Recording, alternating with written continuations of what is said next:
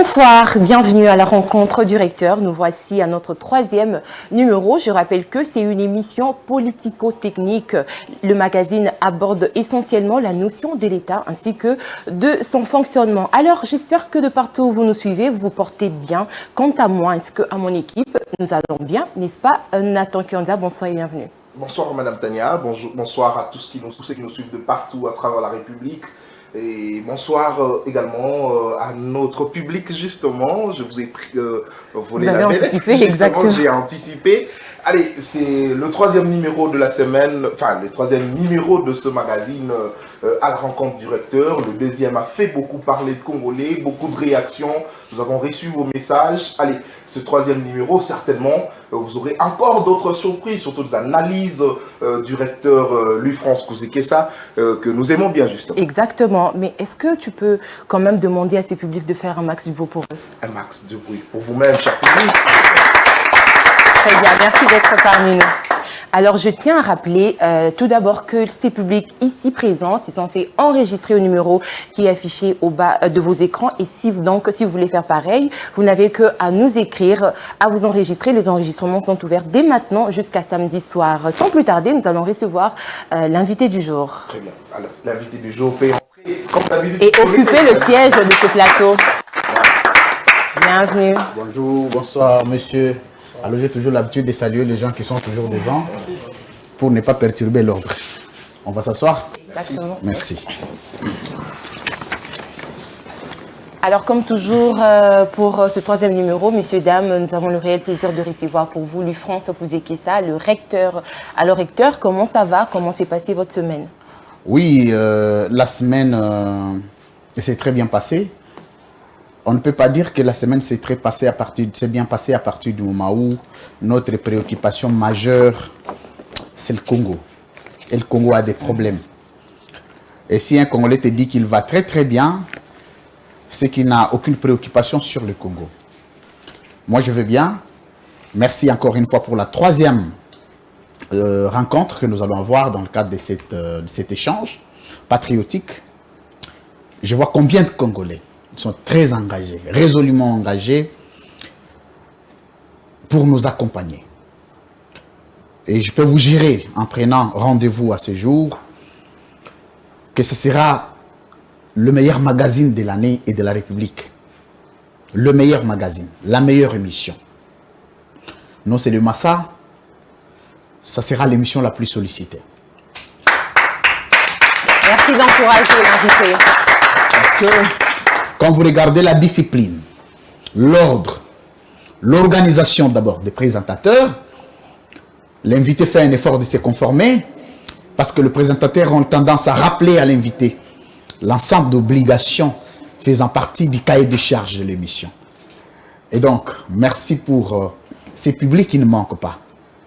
Vous savez, aujourd'hui, je le dis tous les jours, les jeunes sont concentrés sur comment boire le week-end. Quand vous voyez les gens qui veulent devenir des gens, passez-moi cette petite pathologie du reste permise, de jeunes veulent devenir des cadres du pays pour décider du sort de la République, il faut les encourager, il faut féliciter, mais il faut respecter. Parce que ce n'est pas n'importe qui. Pendant que certains sont dans les bars en train de les regarder, eux, ils travaillent. Et ce sont les mêmes qui seront appelés féticheurs demain. Très bien. On dira, il est dans les loges. Il est dans ceci. Les loges sont le travail. Quand vous travaillez, vous bossez, vous prenez les risques. Ceux qui prennent les risques gagnent mieux. Ceux qui ne prennent pas les risques ne gagnent pas. Il faut faire le choix. Et la vie, c'est le choix. Si vous faites le choix d'échouer, vous échouerez de la pire manière. Vous faites le choix de réussir, vous réussirez de la pire manière. Et c'est le choix. Merci beaucoup alors, mesdames, messieurs, pour ce numéro. Nous parlerons essentiellement de secteurs de la vie nationale à réformer afin que notre pays, la RDC, connaisse enfin son essor. Pour y arriver, il faut à la RDC de vrais patriote. Et donc, pour ce troisième numéro, nous allons aussi faire le rapprochement avec les profils des acteurs politiques congolais. La RDC, avec ses intellectuels, connaît encore des difficultés, de problèmes d'émergence. Pourquoi? Nous allons réfléchir autour de cette question, mais on va un tout petit peu souffler avant d'aborder notre thématique. Est-ce que vous êtes prêts, cher recteur, pour découvrir la surprise du jour? De plus en plus, je commence à avoir peur parce que les surprises de la fois dernière m'ont marqué. Et tous les jours, vous ne cessez de me marquer positivement et vous ne cessez de marquer la République par votre qualité du travail. Très bien. Alors, sans Merci plus tarder... beaucoup. Moi, je suis disposé, je vais voir, mais j'ai peur. D'accord. Alors, je rappelle que nous sommes allés rencontrer vos amis. Ok. Pour cette fois-ci, nous avons aussi rencontré vos invités. Les invités que, enfin, Mes invités. un invité que vous avez l'habitude de recevoir sur votre plateau de la Libre Opinion. Ensemble, nous allons découvrir ce qu'ils pensent de vous, le témoignage qu'ils portent en votre personne. À votre aise. Alors, sans plus tarder, on va regarder et on se retrouve tout juste après pour commenter.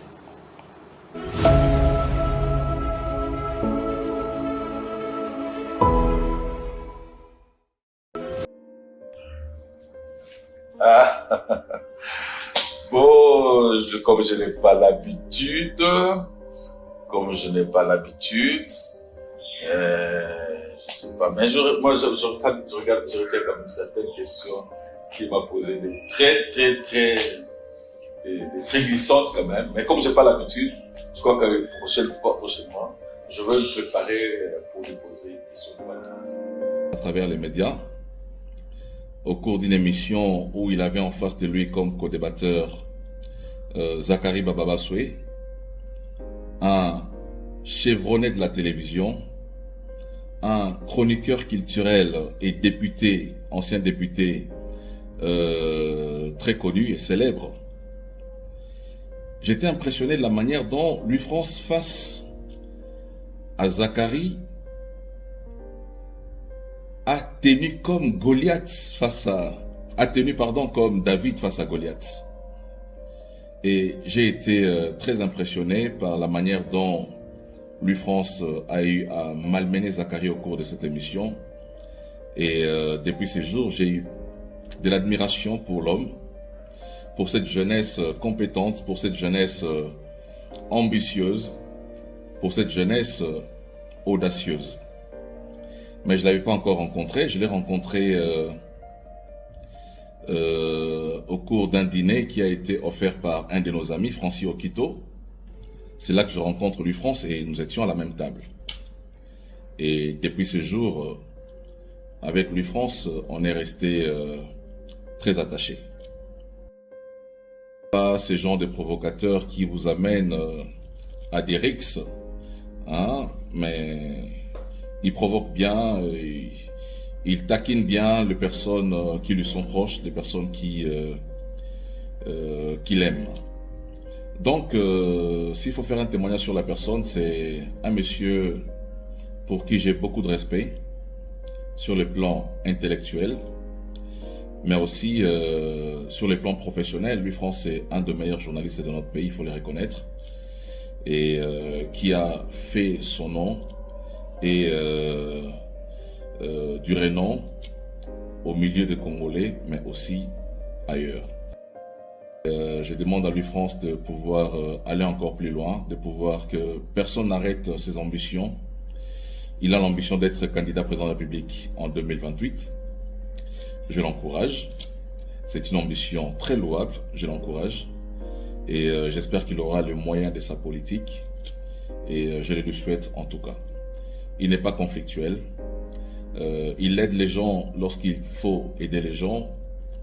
Et je ne me rappelle pas une seule fois où je suis passé sur un plateau de télévision chez Louis France et il m'a réclamé de l'argent.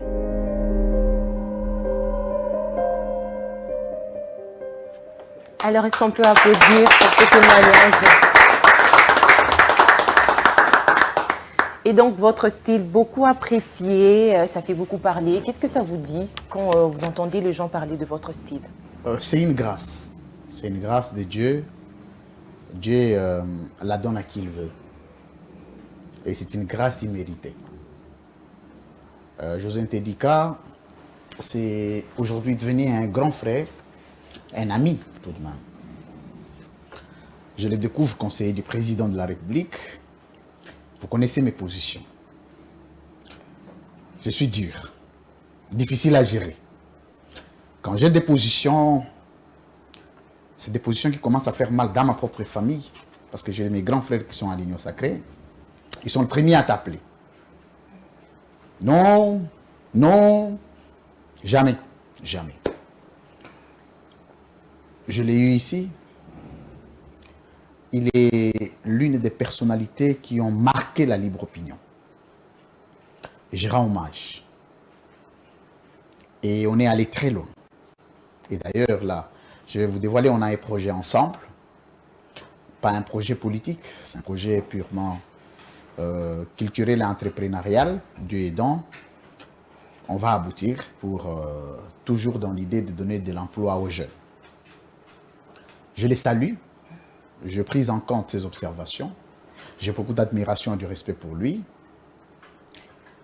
Et je pense que Dieu nous réserve le meilleur. Chris Mukende. Ce n'est pas un ami, c'est un frère. Je le connais. Il me connaît. Il sait où je peux en aller avec. Et je sais où il peut se limiter avec. On est politiquement opposés. Mais c'est quelqu'un qui a le sens des responsabilités politiques. Ce qui manque aux jeunes aujourd'hui. Quelqu'un pense quand il court aux mamelles de Kabouya, aux mamelles de Tshisekedi, aux mamelles de quiconque, tous ceux qui critiquent Tshisekedi sont ses ennemis. Des gens qui n'ont aucune notion de la responsabilité politique. De gens déterminés à devenir des larbins. Un larbin, tu les ballottes à gauche, il est à gauche. Tu les ballottes à droite, il est à droite, comme une poupée. Mais Chris fait partie des jeunes. Vous pouvez avoir des divergences politiques. Vous mangez ensemble, vous buvez ensemble. Il connaît chez moi, il connaît ma famille, je connais sa famille, je connais chez lui. Et je peux dire, excusez-moi, la seule personne de l'Union sacrée chez qui j'ai pris un verre d'eau, c'est Chris. Le seul. Et ça m'a marqué. On a passé des grands moments ensemble, mais on se diverge beaucoup. On se dispute beaucoup. Et là, tel que là, il faisait cette interview, on est dans une divergence terrible. Il laissait là où il est. Une divergence d'ordre politique. Mais on s'appelle, on s'écrit. Okay. Et c'est le genre de jeunes qu'on veut avoir. Que la divergence politique soit fondée sur les idées. Vous aimez Tshisekedi, vous l'aimez pourquoi? Vous aimez Kabila, vous l'aimez pourquoi? Vous détestez Pascal Niembo, je les salue. J'ai un maître, j'ai un grand frère, je les salue en passant. Chacun a un maître. Exact. Je passe mes salutations très sincères ce soir. Si je suis Louis France aujourd'hui, Pascal Niembo a construit, a participé à la construction de mon leadership. Ok, nous saluons votre maître également. Et donc, il n'a pas arrêté d'être mon maître parce qu'il a rencontré des difficultés dans la vie. Il a continué à être mon maître. On se diverge beaucoup. On a des fortes divergences, lui et moi. Il peut dire A, je dis oui. Je dis B. Il dit C, je dis Y. Mais notre capacité de surmonter vos divergences d'idées, c'est une leçon politique. Forcément avec mon propre maître, on peut avoir des divergences. Tel que là, on est dans les divergences politiques. Il peut me dire gauche, je sais dire droite. Et c'est un démocrate. Niembo, c'est un républicain. Il sait accepter une divergence venant de son disciple. J'ai des disciples, moi. Et celui qui est à votre droite fait partie de mes disciples. Et vous, vous êtes le disciple de Niembo? Absolument. Je suis son disciple politique. J'ai évolué politiquement à ses pieds. Et j'ai appris la politique à ses pieds. Je suis venu avec une fougue de la jeunesse.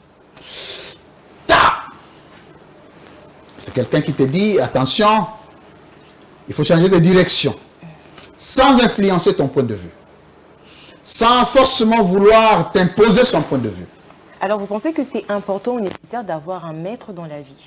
Dans la vie, il faut avoir un maître. Dans la vie, si vous n'avez pas quelqu'un devant qui vous tremblez, vous êtes sur une pente glissante. Vous n'écouterez personne. C'est une leçon du leadership.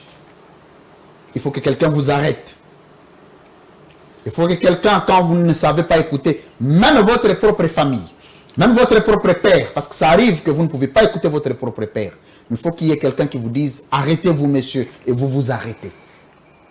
Si vous n'avez pas quelqu'un de comme ça, vous prendrez toutes les directions de la vie, même les plus mauvaises. Et ce qui enterrera votre carrière. Il faut accepter d'être. Et puis le leadership, quand vous êtes aux côtés d'un maître, ce n'est pas au nom de l'argent. Je vais vous choquer. La dernière fois que j'ai reçu un $100 de Pascal Niembo remonte de 3 ans. 3 ans. $100, 3 ans. Un maître, ce n'est pas une question d'argent. Un maître, ce n'est pas une question de bien. Un maître est une question de discipline, d'apostolat, d'apprentissage, de détermination, de conviction et d'amour personnel qu'on a pour la personne. Vous allez voir quand M. Nathan présente l'émission, il a quelque chose de lui, France. La dernière fois que j'ai remis de l'argent à Nathan remonte, je ne sais pas de combien d'années, de combien de mois. Jamais.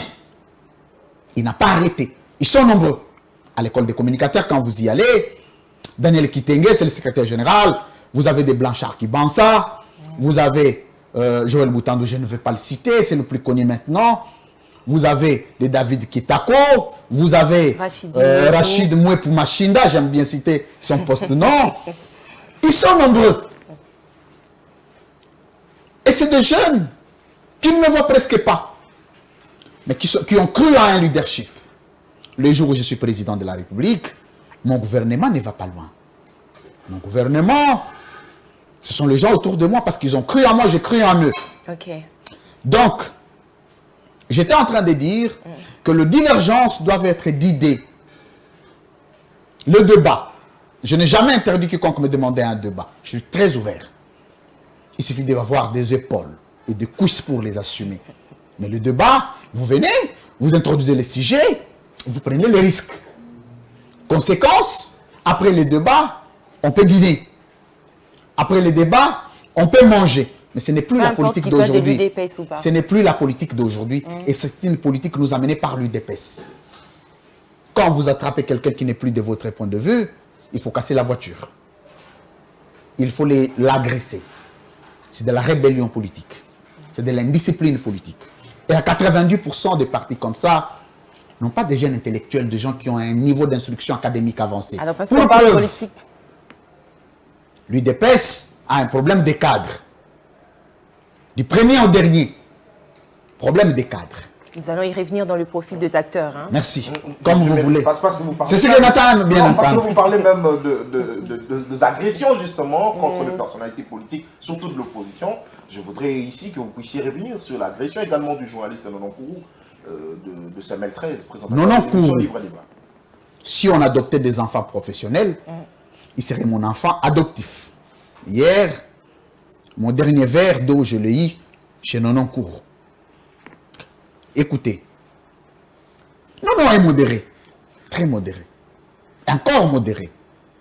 Je n'ai pas commencé comme lui. J'étais très virulent. Et ce n'était pas Tshisekedi qui était président, c'était Joseph Kabila. Jamais, alors jamais, un seul cheveu de moi a été touché par un militant du PPRD. Jamais, je peux vous jurer. Je menais un combat. Vous pouvez poser la question à Mike Moukebaye. Je rends hommage. Mike Moukebaye Nkosso, aujourd'hui, il peut être mon jumeau. Le seul politique congolais aujourd'hui, quand je mène un combat, je ne réfléchis pas. On se dispute tout le temps. Je sais lui dire, Mike, tu es dans les faux. Tu peux poser la question à Daniel Safou.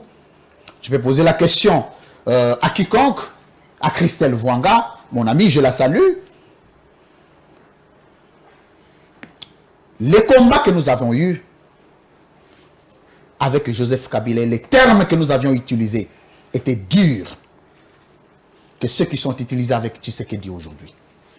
Au contrario, quand vous regardez les traitements qui est réservé aux personnes opposées à la vision et honneur à la personne. Si Tshisekedi est marié aujourd'hui à sa 4e femme, ça ne peut pas être objet d'un débat. C'est un choix. La vie politique, comme la vie sociologique, c'est le choix entre l'appréciable et le détestable. Vous appréciez, vous opérez le choix. Vous détestez, vous opérez le choix. 5e femme, 6e femme, c'est le choix. 1000 enfants, 70 enfants, aucune loi ne l'interdit. Mais le jour où Félix Tshisekedi est incompétent sur la gestion de la chose publique, nous devons nous lever pour lui dire, Monsieur le Président, vous êtes incompétent. Et l'incompétence n'a jamais été une insulte. C'est un qualificatif qui signifie que la personne n'est pas en mesure de donner ce dont il est attendu. C'est pourquoi il est attendu.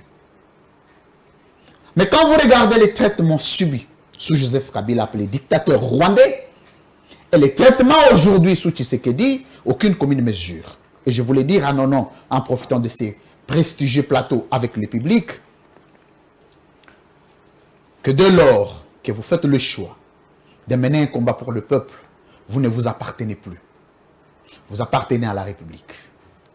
Il faut laisser la République recenser le nombre de répressions, le nombre d'agressions, le nombre de restrictions et le nombre d'humiliations. Et ce qui rend un homme puissant demain, ce qui rend un homme grand demain. La grandeur, c'est le choix. La grandeur, c'est les risques. Nononkuru a été attaqué, blessé. Mais ceci est une leçon pour l'UDPS. Parce que demain, l'UDPS peut redevenir à l'opposition. Et je peux devenir président de la République. Le traitement que je réserverai à l'UDPS sera un traitement républicain, digne de quelqu'un qui a étudié l'État et qui connaît l'essence des divergences politiques. Courage à Nononkuru. Il était admis sous les soins. Après, ici, je vais vérifier s'il est en mesure de continuer à produire son libre débat. S'il n'en est pas en mesure, d'ailleurs, c'est toi qui assures l'intérim, il peut continuer à se reposer à la maison. Nous l'avions accompagné et que nous ne cesserons plus de l'accompagner. Nous ne cesserons pas de l'accompagner. Nous continuerons à l'aider pour rester le meilleur qu'il a toujours été. Parce que Libre Débat, c'est la meilleure émission du débat à ce jour en RDC. Et pour ça, on ne peut pas t'accepter. Je le disais avec Madame Tania aujourd'hui. Quoi que tu fasses, les gens trouveront toujours à dire. Tu t'habilles bien, tu es orgueilleux. Tu t'habilles mal, tu es villageois. Tu parles bien, tu es prétentieux. Tu parles mal, tu es incompétent. Il faut choisir que les gens trouvent des qualificatifs pour t'ascenser et non pour te diminuer. Courage à Nononkuru, Libre Débat c'est ici demain. Et s'ils ont besoin de moi, pour un débat avec un membre de l'UDPS, dans Libre Débat et qu'on a des débats, deux idées à discuter, je serai le bienvenu. Il n'y aura pas d'inconvénient. Merci beaucoup. Alors, je l'ai dit qu'aujourd'hui, nous allons nous appesantir sur le secteur clé de la vie nationale à réformer en République démocratique du Congo. Je rappelle que la fois dernière, nous avons abordé 4 secteurs. Mais pour cette fois, nous allons vous demander de nous parler de 2 secteurs prioritaires à réformer ici en République démocratique du Congo. Question d'aider le pays à connaître son essor. Je rappelle encore, tous les défis ici relevés. Madame Tania Moubouadi, Burkala, vous aimez bien qu'on ajoute les postes, non? Oui, Burkala. C'est pas en français, c'est en Kiandi.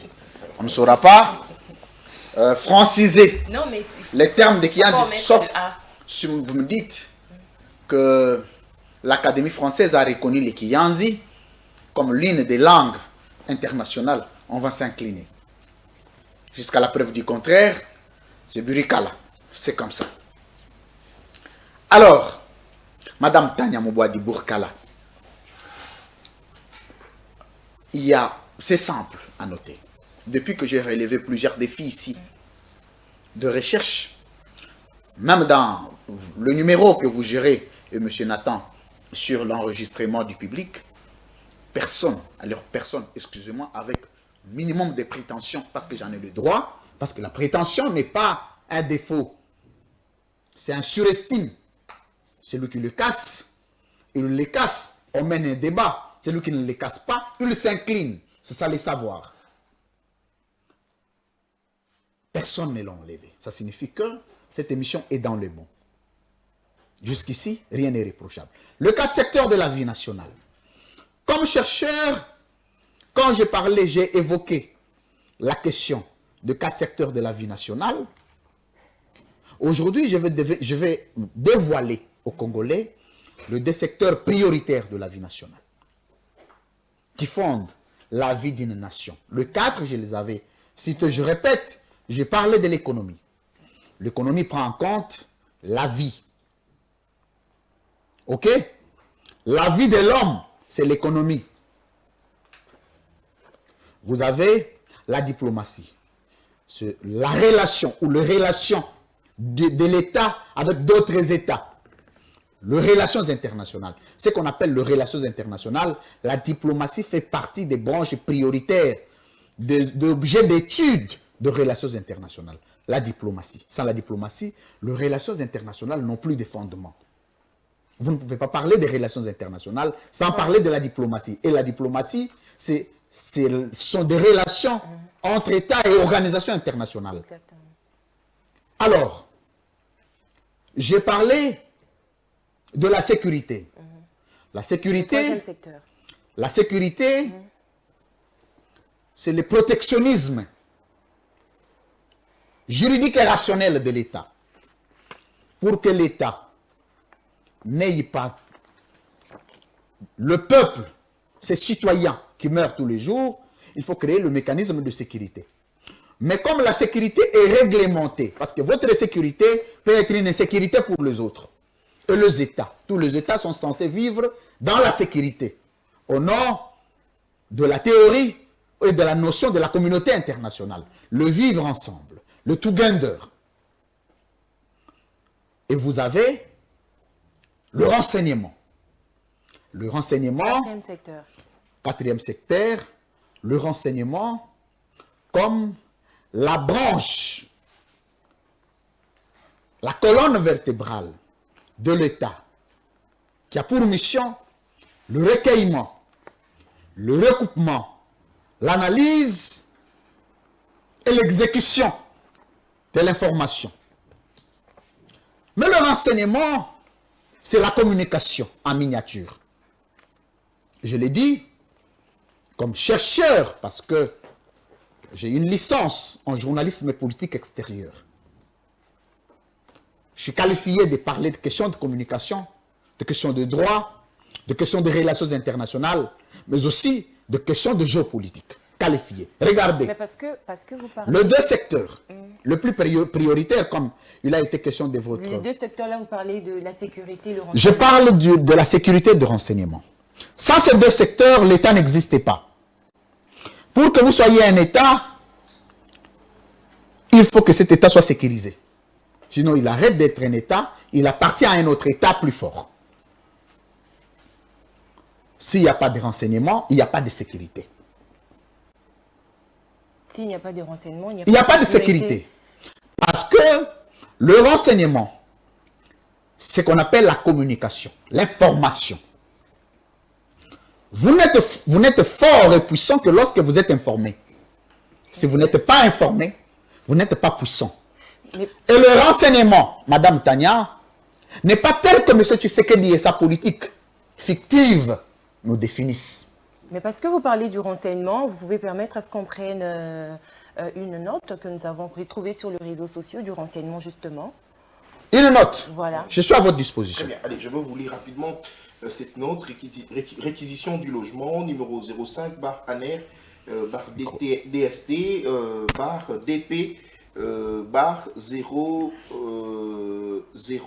38, barre 2024. Messieurs Alexis, qualité directeur ANER Kinshasa, est autorisé à avoir une chambre ou appartement dans l'hôtel Hypnose pour les services qu'il est chargé de faire jusqu'à ce qu'il l'aura accompli allant du 14 avril 2024 au 18 avril 2024. Fait à Lubumbashi le 13 avril 2024. La direction provinciale de l'ANER au Katanga. Alors, qu'est-ce que cela peut bien vouloir dire? Parce que vous venez de parler de la communication dans le renseignement. C'est tout sauf l'État. L'État, quand vous on ne devrait pas retrouver cette note. Quand vous voulez parler de l'État, dans son architecture organisationnelle, fonctionnelle, organique et conceptuelle, si vous voulez parler de l'État dans sa configuration moderne et dans sa compréhension internationale, ce n'est pas ça, le renseignement. Ça, c'est de l'humeur politique. Parce qu'il ne faut pas confondre entre les fondamentaux des fonctionnalités des organes de l'État et les humeurs des individus vis-à-vis des adversaires politiques. Il s'informe sur un service qui devrait être fait. Je reviens.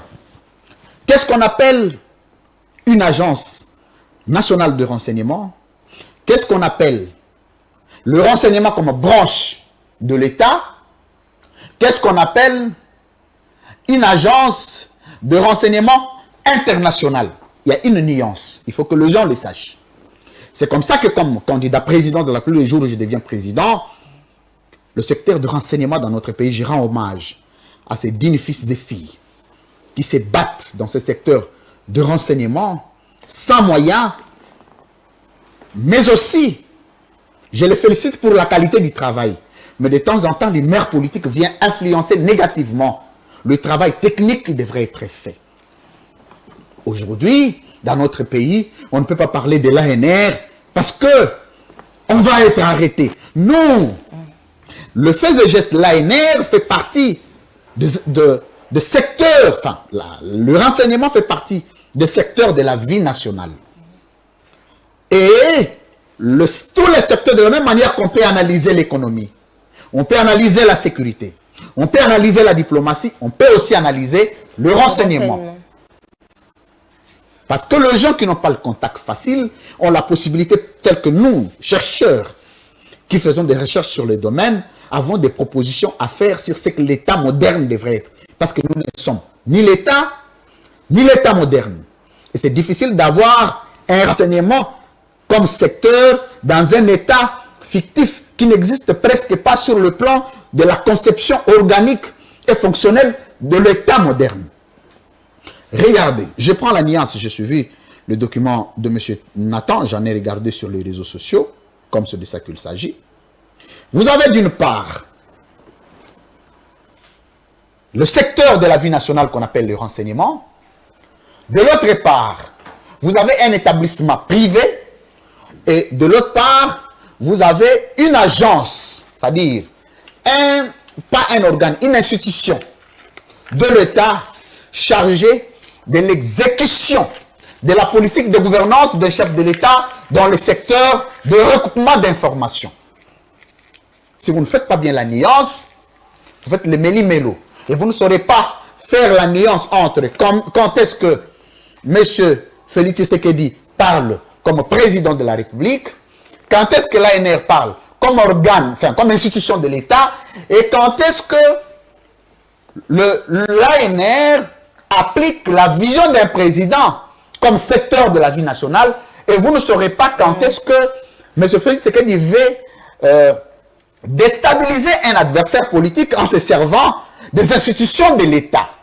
Est-ce qu'il n'arrive pas à faire cette nuance? Il n'y a pas de nuance. Avec l'UDPS, excusez-moi, il n'y a pas de nuance. Quand le président va décider, il peut utiliser n'importe quel organe de l'État et on fait ce qu'on veut. Pourtant, quand vous allez aux États-Unis d'Amérique, le président n'a pas une opinion sur le renseignement. Le président subit les orientations techniques du renseignement de l'État. Et le président, lui, il donne la forme organique et juridique de l'État. Je reviens rapidement. Je commence par le statut sociétal d'un hôtel. L'agence, dans d'autres États, il s'agit des institutions de renseignement, d'autres, l'agence, ça dépend de l'arsenal juridique de chaque État. Une agence de renseignement est capable de recueillir des informations partout. Et sur le plan national, et sur le plan international, pour fournir à l'État et au gouvernement de la République les informations susceptibles à la sécurisation et à la sûreté de l'État. Ça, c'est de droit et de coutume. Ça n'a aucune répréhension, aucune restriction, aucune contraignance. Mais il y a des procédures et des normes en la matière. Vous avez un hôtel. C'est que c'est un hôtel. D'abord, l'hôtel a un caractère privé. Le caractère privé de l'hôtel relève du droit de l'homme. Le droit de l'homme, c'est le droit le plus prépondérant de tous les droits. Enfin, les deux droits les plus prépondérants. C'est-à-dire le droit à la vie privée. Nul n'a le droit d'avoir accès à la vie privée de quelqu'un. Mais, de l'autre côté, vous avez le renseignement de la République d'avoir des informations de ce qui se passe dans les hôtels. C'est là où, en tant que chercheurs, nous devons proposer des pistes à des gens pour que prochainement les choses se fassent de façon moderne, parce qu'il s'agit de l'ambition de l'État moderne. Un hôtel, il y a ceci. Il y a le principe de coopération interinstitutionnelle et il y a le principe de coopération des institutions au privé. L'État n'a pas l'obligation de faire ce qu'il veut. L'État est aussi limité. L'État ne peut pas faire incursion dans votre chambre à coucher pour savoir ce que vous faites. L'État a besoin de suivre la procédure. C'est comme ça qu'on dit peut toquer pour savoir vous êtes disposé à l'accueillir ou pas. Parce que l'État, c'est la loi. L'État, ce n'est pas le président de la République. L'État, ce n'est pas M. Kabouya. L'État, ce ne sont pas les animateurs. L'État, ce sont des lois. Le statut d'un hôtel. Un hôtel, les gens vont en intimité. Les gens vont pour passer leur séjour, pour aller en vacances. Il y a des mariés, des familles qui peuvent décider d'aller vivre dans les hôtels en tourisme. Et que pour avoir des informations, il faut la moindre coopération. Ça, c'est de 1. Écrire à l'hôtel si elle est disposée à fournir des informations sur base de tels besoins. Ça, c'est de 1. De 2. Lorsque le renseignement de la République veut fonctionner dans un secteur, dans un espace, il relève aussi de cet espace de coopérer avec les institutions de la République pour faciliter la bonne marche entre, d'une part, le droit de l'institution de poser les actes, de l'autre côté, le droit de personne de vivre dans l'intimité. Il y a deux droits qui s'opposent et qui se confrontent. En lisant le document de M. Nathan, il s'agit d'une instruction qui est donnée, d'abord, en matière de renseignement, un directeur ne peut pas arriver dans un hôtel et être identifié comme directeur de l'ANR. Je voudrais rappeler ici, si le président va être saisi, et que si l'AG de l'ANR va être saisi, il faut réparer ça parce que ça relève de l'image du renseignement de la République. Donc tout devrait se passer... Excusez-moi, qu'est-ce qu'on appelle le renseignement? L'information. Et quand on parle de l'information, on parle du recoupement. Le recoupement s'est fait dans la clandestinité. Parce que l'objectif des institutions de la République, c'est d'obtenir des informations et non de faire le buzz. Vous ne pouvez pas envoyer un directeur de renseignement de la République dans un hôtel pour faire un travail identifié. C'est grave. En ce moment, il sera confronté à une difficulté d'abord de recueillir des infos parce que tout le monde est alerté qu'il y a un directeur de l'Agence nationale des renseignements qui veut exploiter des informations ici. En ce moment, l'information ne passera pas comme dans le passoire. Il y a réticence.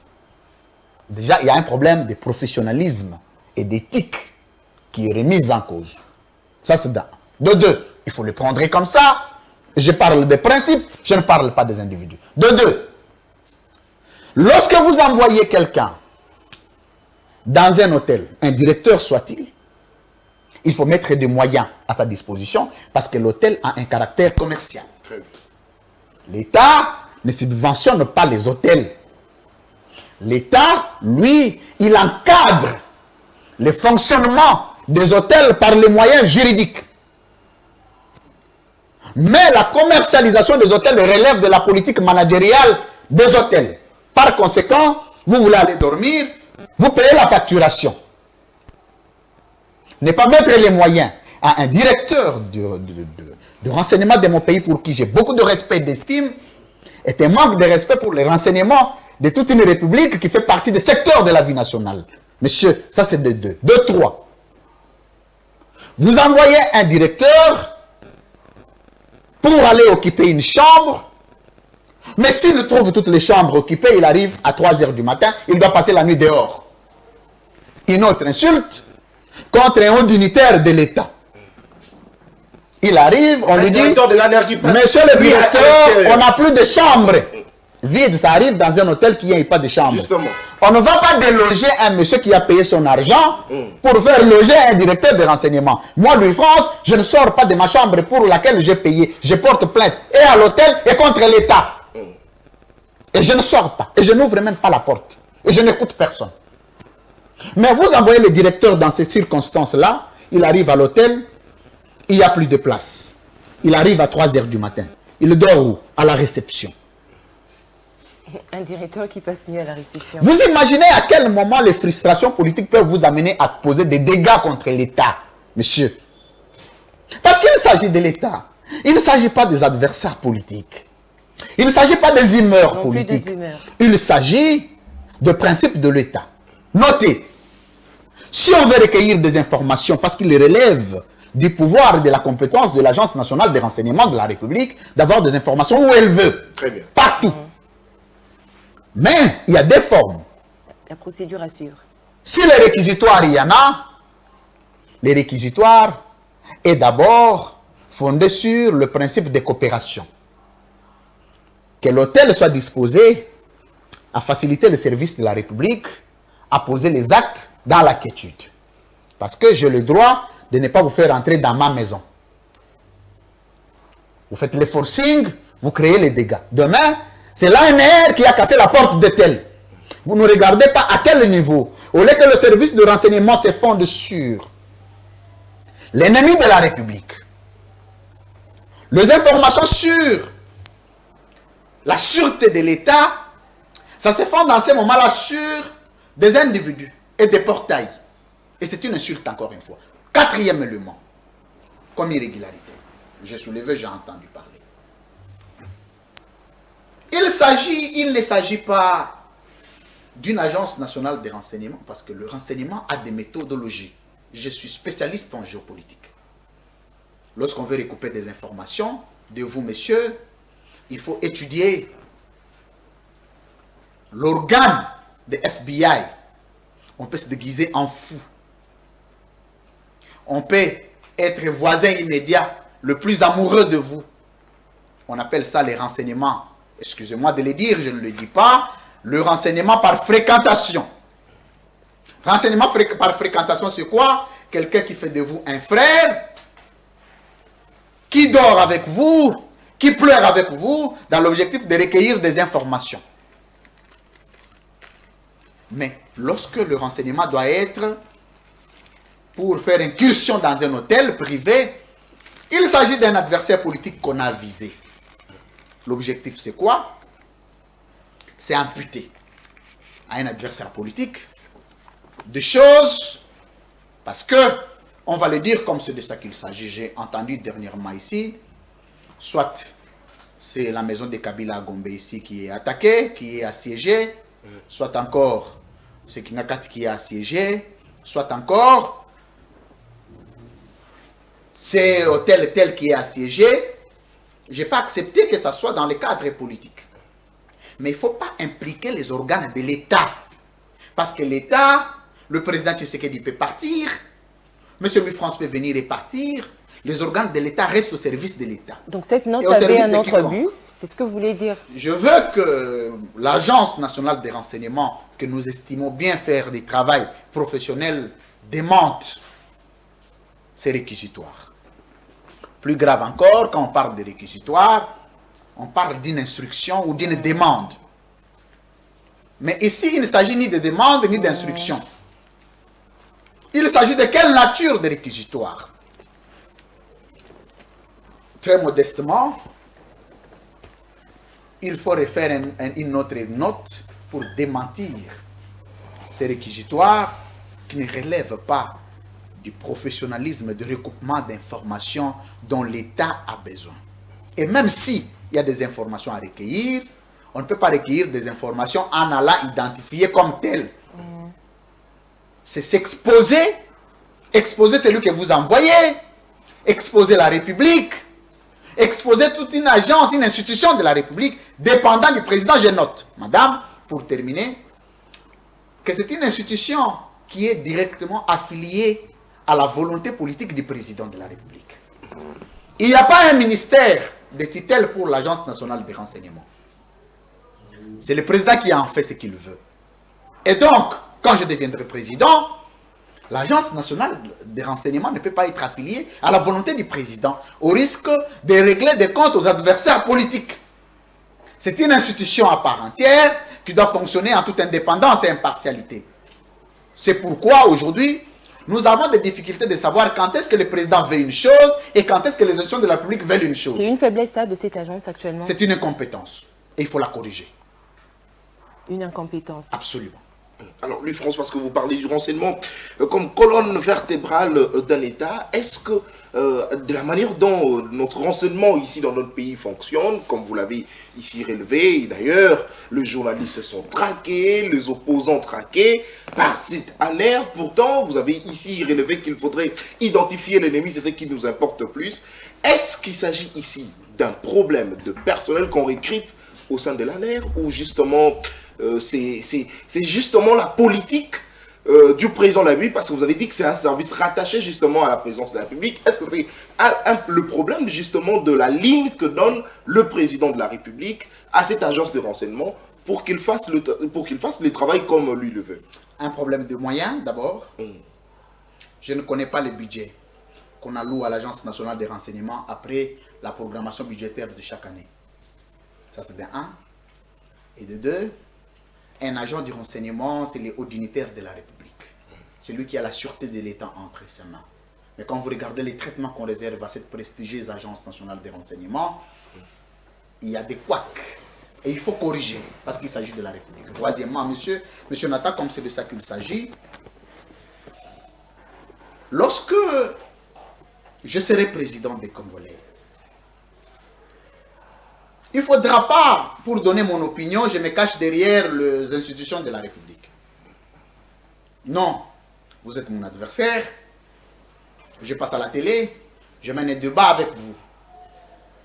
Je n'associe pas les institutions de la République. Parce que les institutions doivent garder l'autonomie, l'indépendance, l'impartialité. Parce que le jour où elles rendent les décisions, que les décisions soient rendues au nom du peuple et exécutées au nom du président de la République. C'est ça notre constitution. Mais aujourd'hui, quelle est la décision judiciaire qui peut être rendue au nom du peuple? Le peuple l'accepte. Qui d'entre vous a déjà été d'accord de la manière dont les arrêts de cours et tribunaux sont rendus ici en RDC?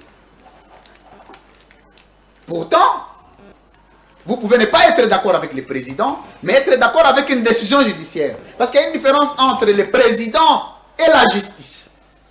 Voilà pourquoi dernièrement, j'ai évoqué la notion de la complémentarité interinstitutionnelle, des principes de séparation des pouvoirs, de séparation stricte et assouplie des pouvoirs. Il faut que les gens continuent à suivre cette émission pour aller d'épisode en épisode.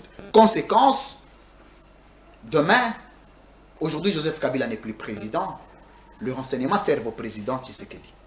Demain, le président Tshisekedi ne sera plus là, le renseignement peut servir à Louis-France. Mais ça dépend de quelle manière nous les traitons. Ça dépend de quelle manière nous l'utilisons. Parce que ça peut se retourner contre nous-mêmes. Tu n'as plus le pouvoir, on fait ce que tu as fait aux autres.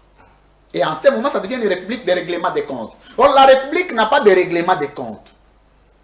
Monsieur Sarkozy a un problème avec la justice, il va rencontrer monsieur Macron, ça n'a jamais empêché la justice de faire son travail. Et le jour où il fallait lever, on a levé sans que M. Macron ait la moindre interférence.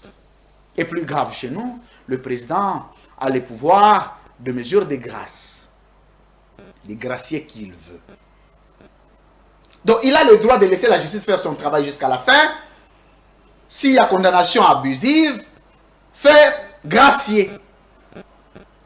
Mais ici, lorsque la tête de tel ne vous plaît plus, Vous appelez l'AG de l'ANR, vous posez la question, d'abord il est venu de quel quota? Il faut que ces gens soient des techniciens, des administratifs, pas des gens venant des partis politiques. Vous allez ramasser un secrétaire général adjoint, vous faites de lui un spécialiste en renseignement. Le renseignement, vous vous posez la question, comment vous pouvez comprendre? Comment vous pouvez comprendre que les ennemis de ces pays, le M23, traversent d'une frontière à une autre, sans la moindre information à la République? C'est le travail du renseignement. Le travail du renseignement n'est pas venir dans un hôtel privé, c'est poser la question, qu'est-ce qui se passe à l'intérieur? C'est le cadet des soucis, parce qu'on peut avoir ces informations en une seconde. Et comment aussi sont recrutés ces gens? Parce que ce sont des partis politiques qui envoient leurs militants. Et plus grave encore, même si on veut avoir des informations sur une personne, on n'a pas besoin de te brutaliser. Les agences nationales de renseignement, le renseignement n'a pas pour mission de brimer les gens. Ce n'est pas une police. C'est un service de l'État pour avoir des infos. On peut même vous amener à Paris. On vous prend M. Nathan pour avoir des infos. On vous loge dans Hilton Hotel. Excusez-moi pour la publicité. On parle avec vous, on vous propose ce qu'il faut pour avoir des informations. Mais si les informations sont obtenues de façon forcée, on peut vous donner des fausses informations juste pour vous faire plaisir et puis s'en débarrasser. En ce moment, ce n'est plus les informations, ce n'est plus les renseignements, ça devient des humeurs politiques. Et vous ne savez pas quand est-ce que quelqu'un est sincère pour vous donner des infos, quand est-ce que quelqu'un les fait par forcing. Tout ça, si nous voulons avoir un État moderne, l'État moderne, c'est aussi la modernisation des institutions de la République et l'assouplissement des lois du pays. C'est comme ça. Alors, est-ce que le problème du Congo aujourd'hui, je vais parler carrément des difficultés que connaît le pays, la faiblesse viendrait notamment aussi on va parler de l'un des secteurs prioritaires de la vie nationale. Pour que ce pays soit debout, il faut un président qui a alludé la notion de l'État et qui a comme penchant le renseignement et la sécurité. C'est tout. Alors, vous verrez que le pays est debout en 3 mois. Parce que quand le peuple est sécurisé, c'est bien, il y a des investisseurs. Et quand il y a des informations, quand il y a les recoupements, il y a les renseignements, il y a la sécurité. Et tout pays qui a la sécurité, aujourd'hui les gens ne peuvent plus aller investir en Ukraine, même en Russie. Il y a des risques. Pas parce que ce n'est pas des pays développés, parce qu'il n'y a pas de paix. Là où il y a la paix, il y a le développement. Et ce sont les 2 secteurs sur lesquels il faut se concentrer, parce qu'après la sécurité, il y a le développement. Le développement, c'est le social. Le développement, c'est l'économie. Et le renseignement, la sécurité, c'est aussi la diplomatie par excellence. Parce que pour que quelqu'un vous accorde la rencontre, pour aller investir chez vous, il doit s'assurer que les informations que vous lui donnez sont crédibles, liées à la sécurité de votre pays. C'est la République que nous voudrons construire demain. C'est la République que j'aurai demain si je suis président de la République. Donc je conseille utilement, comme chercheur, comme scientifique, au renseignement de la République, d'éviter de temps en temps de berner la République dans la honte. Et de rester haut, de rester grand, de rester puissant. Parce que ce sont des institutions qui doivent être puissantes. Vous pouvez aussi, moi je suis âgé de l'ANR, le président m'appelle, je peux donner une note technique au président. Le président n'a pas fait le renseignement. Le président fait, entre guillemets, le marketing des communications. Déjà faculté qui n'existait pas dans le monde. On concède peut-être que c'était créé par l'université, c'était une initiative de l'université. Est-ce que le président est obligé de faire du renseignement? Non, le président n'est pas obligé. Le président peut même être un pousse-pousseur. Le président peut être un agronome. Mais pourvu qu'il se livre à l'écoute des savants. Le président, c'est le cabinet. Le président, ce n'est pas la tête. C'est la composition de membres du gouvernement. C'est la volonté politique qu'on a de changer son pays. Je suis âgé de l'ANR, le président m'appelle. Je peux dire au président, comme technicien, monsieur le président, avec respect, ça on ne peut pas le faire. Ça ternit l'image de la République. Contrairement à ici, vous prenez... Donc le président doit être à l'écoute de son entourage. Vous prenez votre propre petit frère. Il peut être des pailles commis là. il peut être de Gabeya Kamwanga, quelqu'un qui est à votre écoute. Faites ceci, il le fait plus que vous le vouliez. Conséquence, ça crée des incidents. Au lieu d'endosser en tant que président, vous dites non, je ne savais pas. Vous saviez. Mais sauf que vous aviez mal orienté la question. Et celui qui était censé vous donner des bons conseils n'était pas en mesure d'avoir la moindre autorité. J'ai eu un maître, je peux vous choquer. Moi, j'étais avec Pascal Niembo. Quand il fallait mener des discussions, je savais lui dire, grand frère, j'ai beaucoup de respect pour vous. Mais vous savez que vous êtes dans les faux. En bon, oui. Vous l'avez dit dès l'entame de cette émission. Non, mais vous êtes dans les faux. Vous êtes fautif. À ma connaissance, voici ce qui devait être. Voici ce qui devait être. Au point que le vieux, il y a des questions auxquelles il ne m'associe pas. S'il a déjà un point de vue préalable. Il sait que Louis France, je l'associe à ça, il est opposé. Il faut appeler un larbin.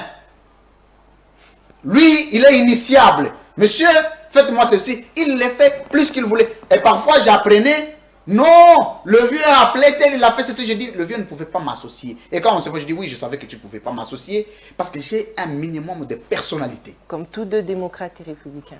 Comme démocrate, j'ai un minimum de responsabilité, de sens d'honneur et de dignité. Je sais dire à un papa, à un grand frère, à un ami, stop, vous êtes dans les faux. Et c'est ce que le service devrait être vis-à-vis du président. Malheureusement, quand vous prenez M. Kabouya, vous pensez vraiment que M. Kabouya peut dire non à la demande de Félix Tshisekedi? Vous êtes sûr? Pourquoi pas? Jean-Marc Kabounda a osé, c'est la 4e année ou la 5e. En prison. En prison. Or, le président doit être fier de gens qui lui disent, Monsieur le Président, vous êtes fautif.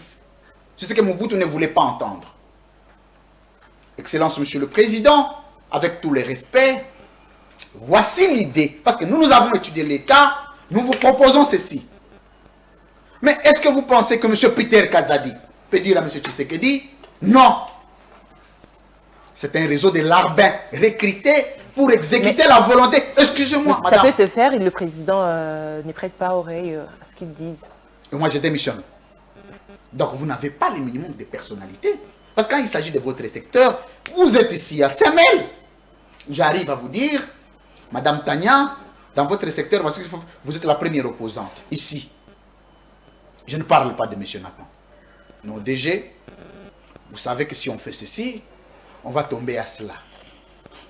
Je regarde, c'est vous qui connaissez des réalités, je m'incline. Jamais je peux dire, il faut m'écouter parce que je suis chercheur. Non, ce n'est pas un statut à vie. Je peux avoir des limites. Comment vous avez fait le marketing de communication, mais vous avez une opinion sur la sécurité de la République, dont vous n'aviez même pas étudié la seule branche? C'est grave. Comment moi aujourd'hui, je peux avoir des leçons sur la construction, les travaux publics? Donc, je dois dire à un ingénieur, non, les bâtiments, il faut autant de sacs de ciment. Ça ne va pas dans la tête, non? Ça ne va pas dans la tête. Je dois écouter l'ingénieur. J'ai un avis. Je peux dire non. Je trouve que par rapport à ces plans, je veux que nous ayons 14 routes au lieu de 7. Au lieu de 4 ans, on peut avoir 6 ans. Mais on reste meilleur dans son domaine. Mais moi, je reste réservé sur l'opinion technique. Parce qu'il y a l'opinion politique, la vie politique et la vie technique. La vie politique, c'est l'appréciation personnelle, les sentiments. Expulser telle femme, arrêtez-moi telle. Ce sont des humeurs. Le président peut être fâché contre M. Louis France. Dit, il faut faire ceci. C'est à vous de dire, Monsieur le Président, il a parlé de la technicité. Il n'y a rien de mal dedans. Mais quand vous avez M. Kabouya, M. Kazadi, l'autre est Kazadi aux finances, l'autre est à la Banque centrale, Kabedi à la Banque centrale. Vous avez recensé le cas. Vous les rassemblez, vous les regroupez. 7 larbins, vous devez avoir les avis. Ils vous écoutent attentivement. Ils exécutent votre volonté plus que vous le vouliez. Conséquent, ce n'est plus l'État, c'est un rassemblement de gangsters. Parce que l'État, ce n'est pas comme ça. Alors, Louis-François, parce que vous parlez de secteur de la vie, justement. Vous avez parlé de la sécurité, vous parlez du renseignement. J'ai aimé le renseignement comme colonne vertébrale d'un État. Vous parlez de la diplomatie. aujourd'hui, c'est vrai, nous avons parlé au cours de notre émission récente, nous avons parlé de différentes guerres en République démocratique du Congo, c'est vrai, mais face à ces conflits de l'Est, Félix Tshisekedi a fait beaucoup de tours. On évoque ici la diplomatie agissante du président de la République. Qu'en dites-vous? Il n'existe pas une branche de la diplomatie qui soit appelée diplomatie agissante. Ça n'existe pas. Ni par doctrine, ni par juste coutume, ni par fondement, ni par recherche, ni par base juridique internationale. Comment on peut être un président par diplomatie agissante?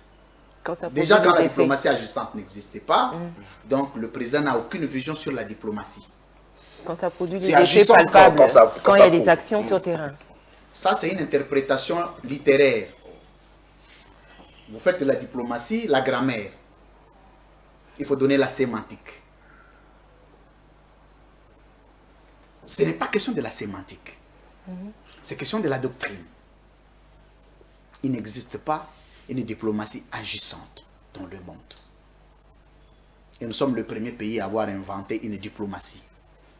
Agissante et sur terrain, ça n'agirait pas? Est-ce que la diplomatie qui agit est agissante? Parce que toute diplomatie doit agir. Quand est-ce que la diplomatie est non agissante? Il n'y a pas de contenu. Vous savez, quand vous êtes scientifique, il faut doter du contenu à la terminologie de chaque secteur. Vous parlez de la diplomatie, vous pouvez parler de la diplomatie des proximités d'État. La diplomatie des ruptures, la diplomatie des guerres, la diplomatie des méfiances. C'est-à-dire, qu'est-ce qu'on appelle diplomatie? La diplomatie, c'est le mode de coopération entre États. Si le mode de coopération entre États doit agir, vous voyez déjà à quel niveau on est tombé dans l'imbécilisation collective. Tout l'État est berné. L'imbécilisation collective, encore une fois, n'est pas une insulte. C'est une façon de berner tout un peuple dans l'inexistence. Une chose qui n'existe pas, que vous en faites vérité. C'est ça l'imbécilisation collective. Tout un peuple a été dupé, quoi. Dupé, berné, induit en erreur. Diplomatie agissante à gauche. Et cette diplomatie agissante est symbolisée par 850 voyages du président. Qui portent le fruit sur terrain. Parmi les modes de coopération diplomatique. Parce que dans 2 mois, je vais écrire sur la diplomatie, la philosophie de relations internationales. En ce moment, vous comprendrez les différents modes de coopération entre États. Entre autres, il n'y a pas les voyages du président dedans. Et Madame. Comment qualifier le voyage du président? C'est le tourisme. Le tourisme? Oui. Il a remis le pays dans les consorts des nations, c'est ce qu'on dit. Déjà, non, mais pour que vous soyez déclaré l'État, vous devez être dans les concerts des nations. C'est ce qu'on appelle la reconnaissance internationale de l'État. Mais c'est ça que tu sais qu'il a fait avec sa Donc diplomatie. si vous me dites que lui, il a prêté serment sur l'État qui n'existait pas, et il a prêté serment en tant que qui? Ce qui est grave, monsieur. Vous ne connaissez pas la gravité des propos. Moi, je sais que le président Tshisekedi a prêté serment comme président de la République d'un État. Mais vous dites encore qu'il a amené l'État dans les concerts des nations. Les concerts des nations, c'est la reconnaissance internationale. Le fait de reconnaître un État comme tel. Et l'État congolais a été reconnu en 1960 par le fait d'avoir participé au vote de la Charte des Nations Unies, faisant de la RDC un État comme tous les autres du monde. Alors, si vous me dites que la Charte des Nations Unies a été votée par M. Tshisekedi, par son avènement diplomatique fictif, je suis choqué et scandalisé. Le président de la République, je le salue d'ailleurs en passant, il a besoin de nous écouter. Parce que, à la limite, nous ne sommes pas des larbins, nous ne le laisserons pas. Et tout ce que nous faisons, je n'ai jamais ni intention, ni volonté, ni ambition, ni détermination de travailler avec M. Tshisekedi. Non. Mais ce que nous faisons en termes de contribution, c'est pour l'État. Ça peut aider la République. Nous faisons des recherches pour faire enrichir l'État. Diplomatie agissante. 3 modes de coopération Terminé par là. entre les États. On va prendre notre seconde. Les États coopèrent par les ambassades. On appelle ça la représentation internationale. L'État peut être représenté par des consuls. Et les moyens de communication par excellence entre l'État, ce sont des correspondances diplomatiques. Vous écrivez à l'État et l'État retourne. Le 3e organe de coopération d'État, c'est le ministère des Affaires étrangères. Les présidents et les coordonnateurs, ils ne se déplacent pas. Ils coordonnent. Parce qu'il a une vision qu'il doit faire exécuter. Mais quand le président lui-même doit avoir la vision et lui-même exécute sa propre vision, ce n'est plus l'État. Très bien. C'est le gangstérisme politique. Et ça, nous avons besoin d'aider l'État à devenir un État moderne. Vous ne savez pas avec quelle moquerie les gens nous regardent aujourd'hui. La rusée publique. Parce que il n'y a ni économie, ni sécurité, ni renseignement. Parce que les renseignements est différent ou sont différents de l'Agence nationale des renseignements. L'Agence nationale des renseignements n'est pas le renseignement parce que les services de migration sont dans le renseignement. Ce que vous appelez DGM sont dans les renseignements. Ce que vous appelez ministère de l'Intérieur et Sécurité sont dans le renseignement. La défense nationale sont dans la sécurité et le renseignement. Mais quand vous devez résumer le renseignement d'un État par une agence, il n'y a aucune conception, aucune idée de l'organisation formelle de l'État. Très bien.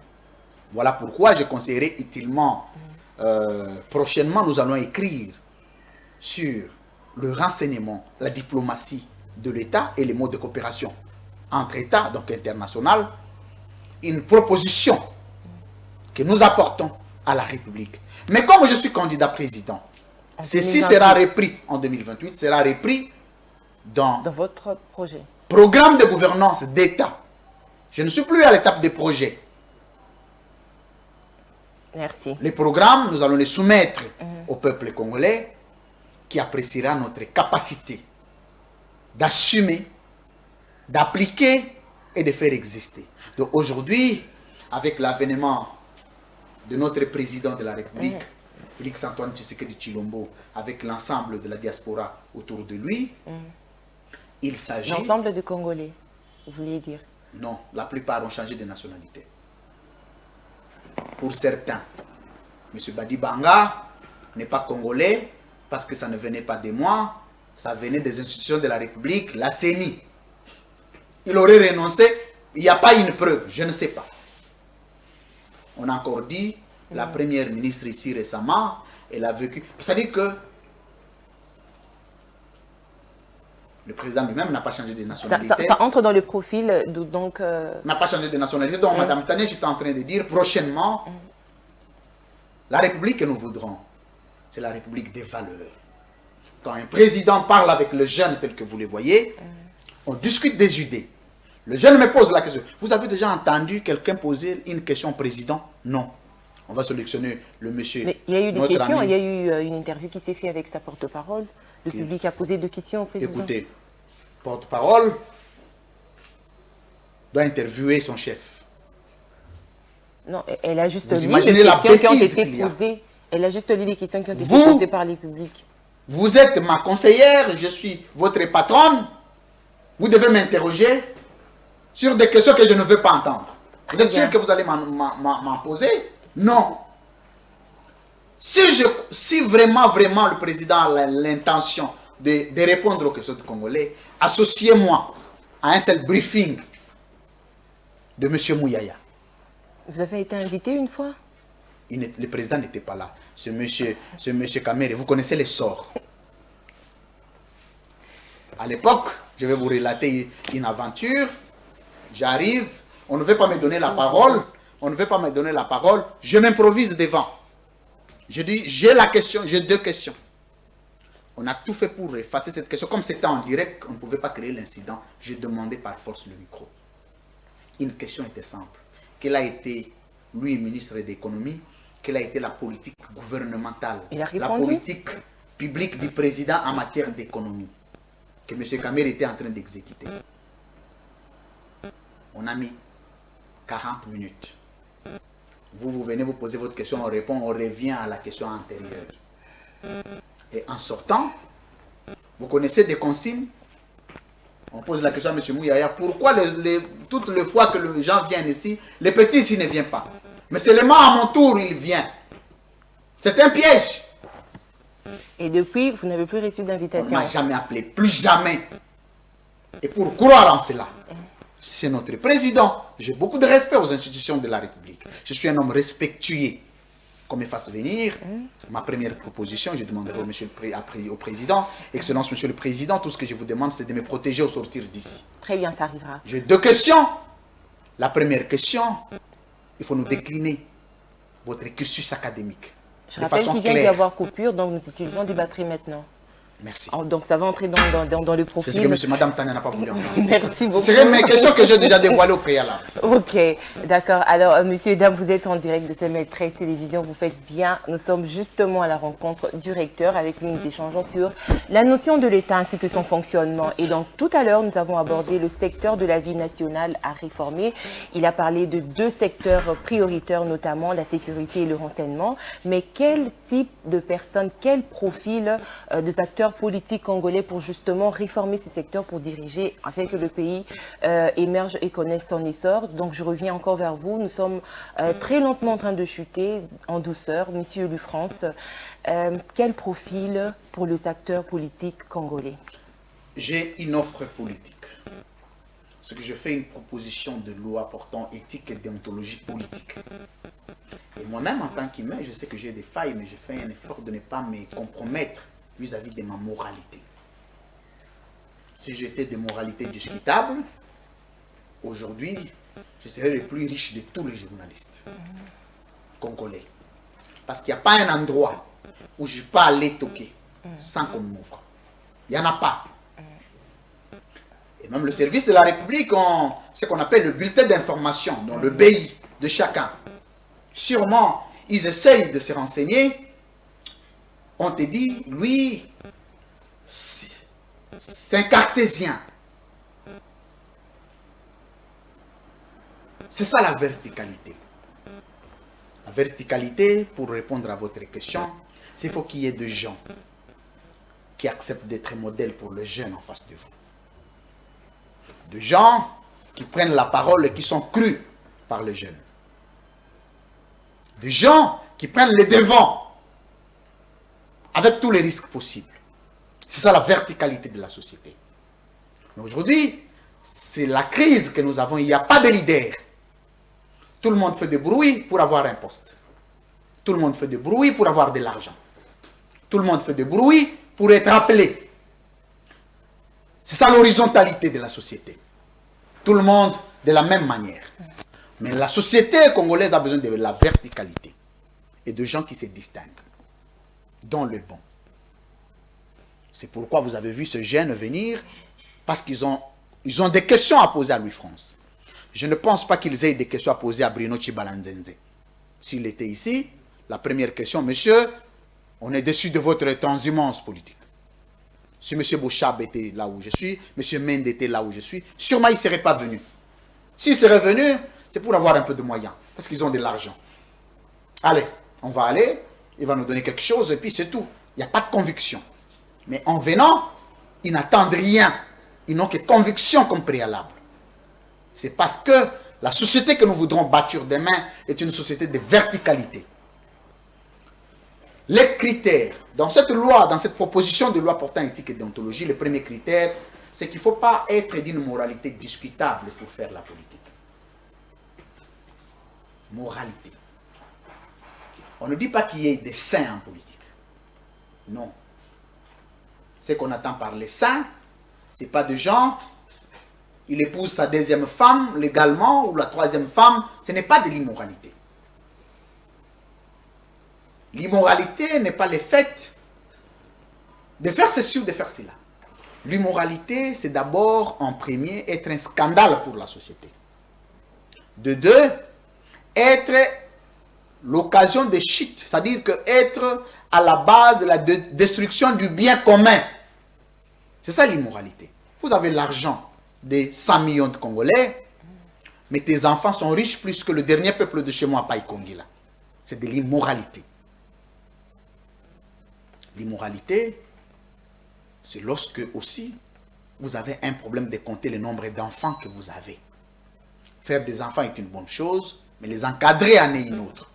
Parce qu'on ne voudra pas une république de bandits.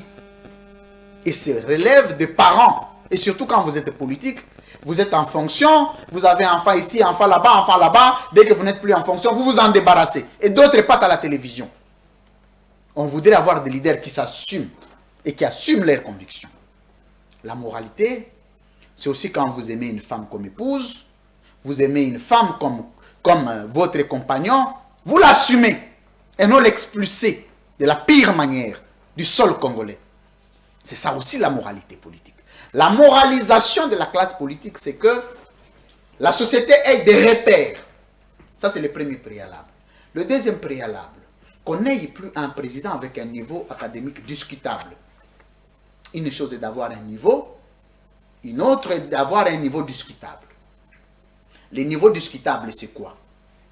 Non, je fais le marketing de communication, mais on vérifie le marketing de communication n'est ni faculté, ni département. On ne dit pas que vous n'avez pas de diplôme.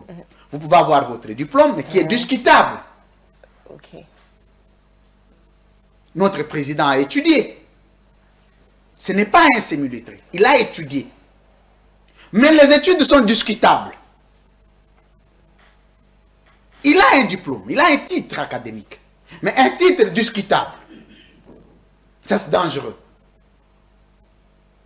Pourtant, il faut que ça coule. Parce que dans le principe d'identité en droit, les études font partie de l'identité. J'ai vu certains candidats ici qui ont décliné leur identité sans dire où est-ce qu'ils ont obtenu les certificats d'études primaires. Mais ils veulent devenir gouverneurs. Je voudrais qu'à la fin, que vous puissiez me donner 2-3 minutes pour définir les critères de qui doit devenir le gouverneur de la ville de Kinshasa, la ville d'enjeu. Parce que... On vous donne directement le temps, parce que... alors, le troisième critère, la qualité d'animateur d'institution de la République, je m'excuse, c'est des gens avec un minimum de personnalité. Des gens qui sont capables de dire non et oui quand il faut. Pas des larbins. Qui n'ont que maison et véhicule comme projet de vie.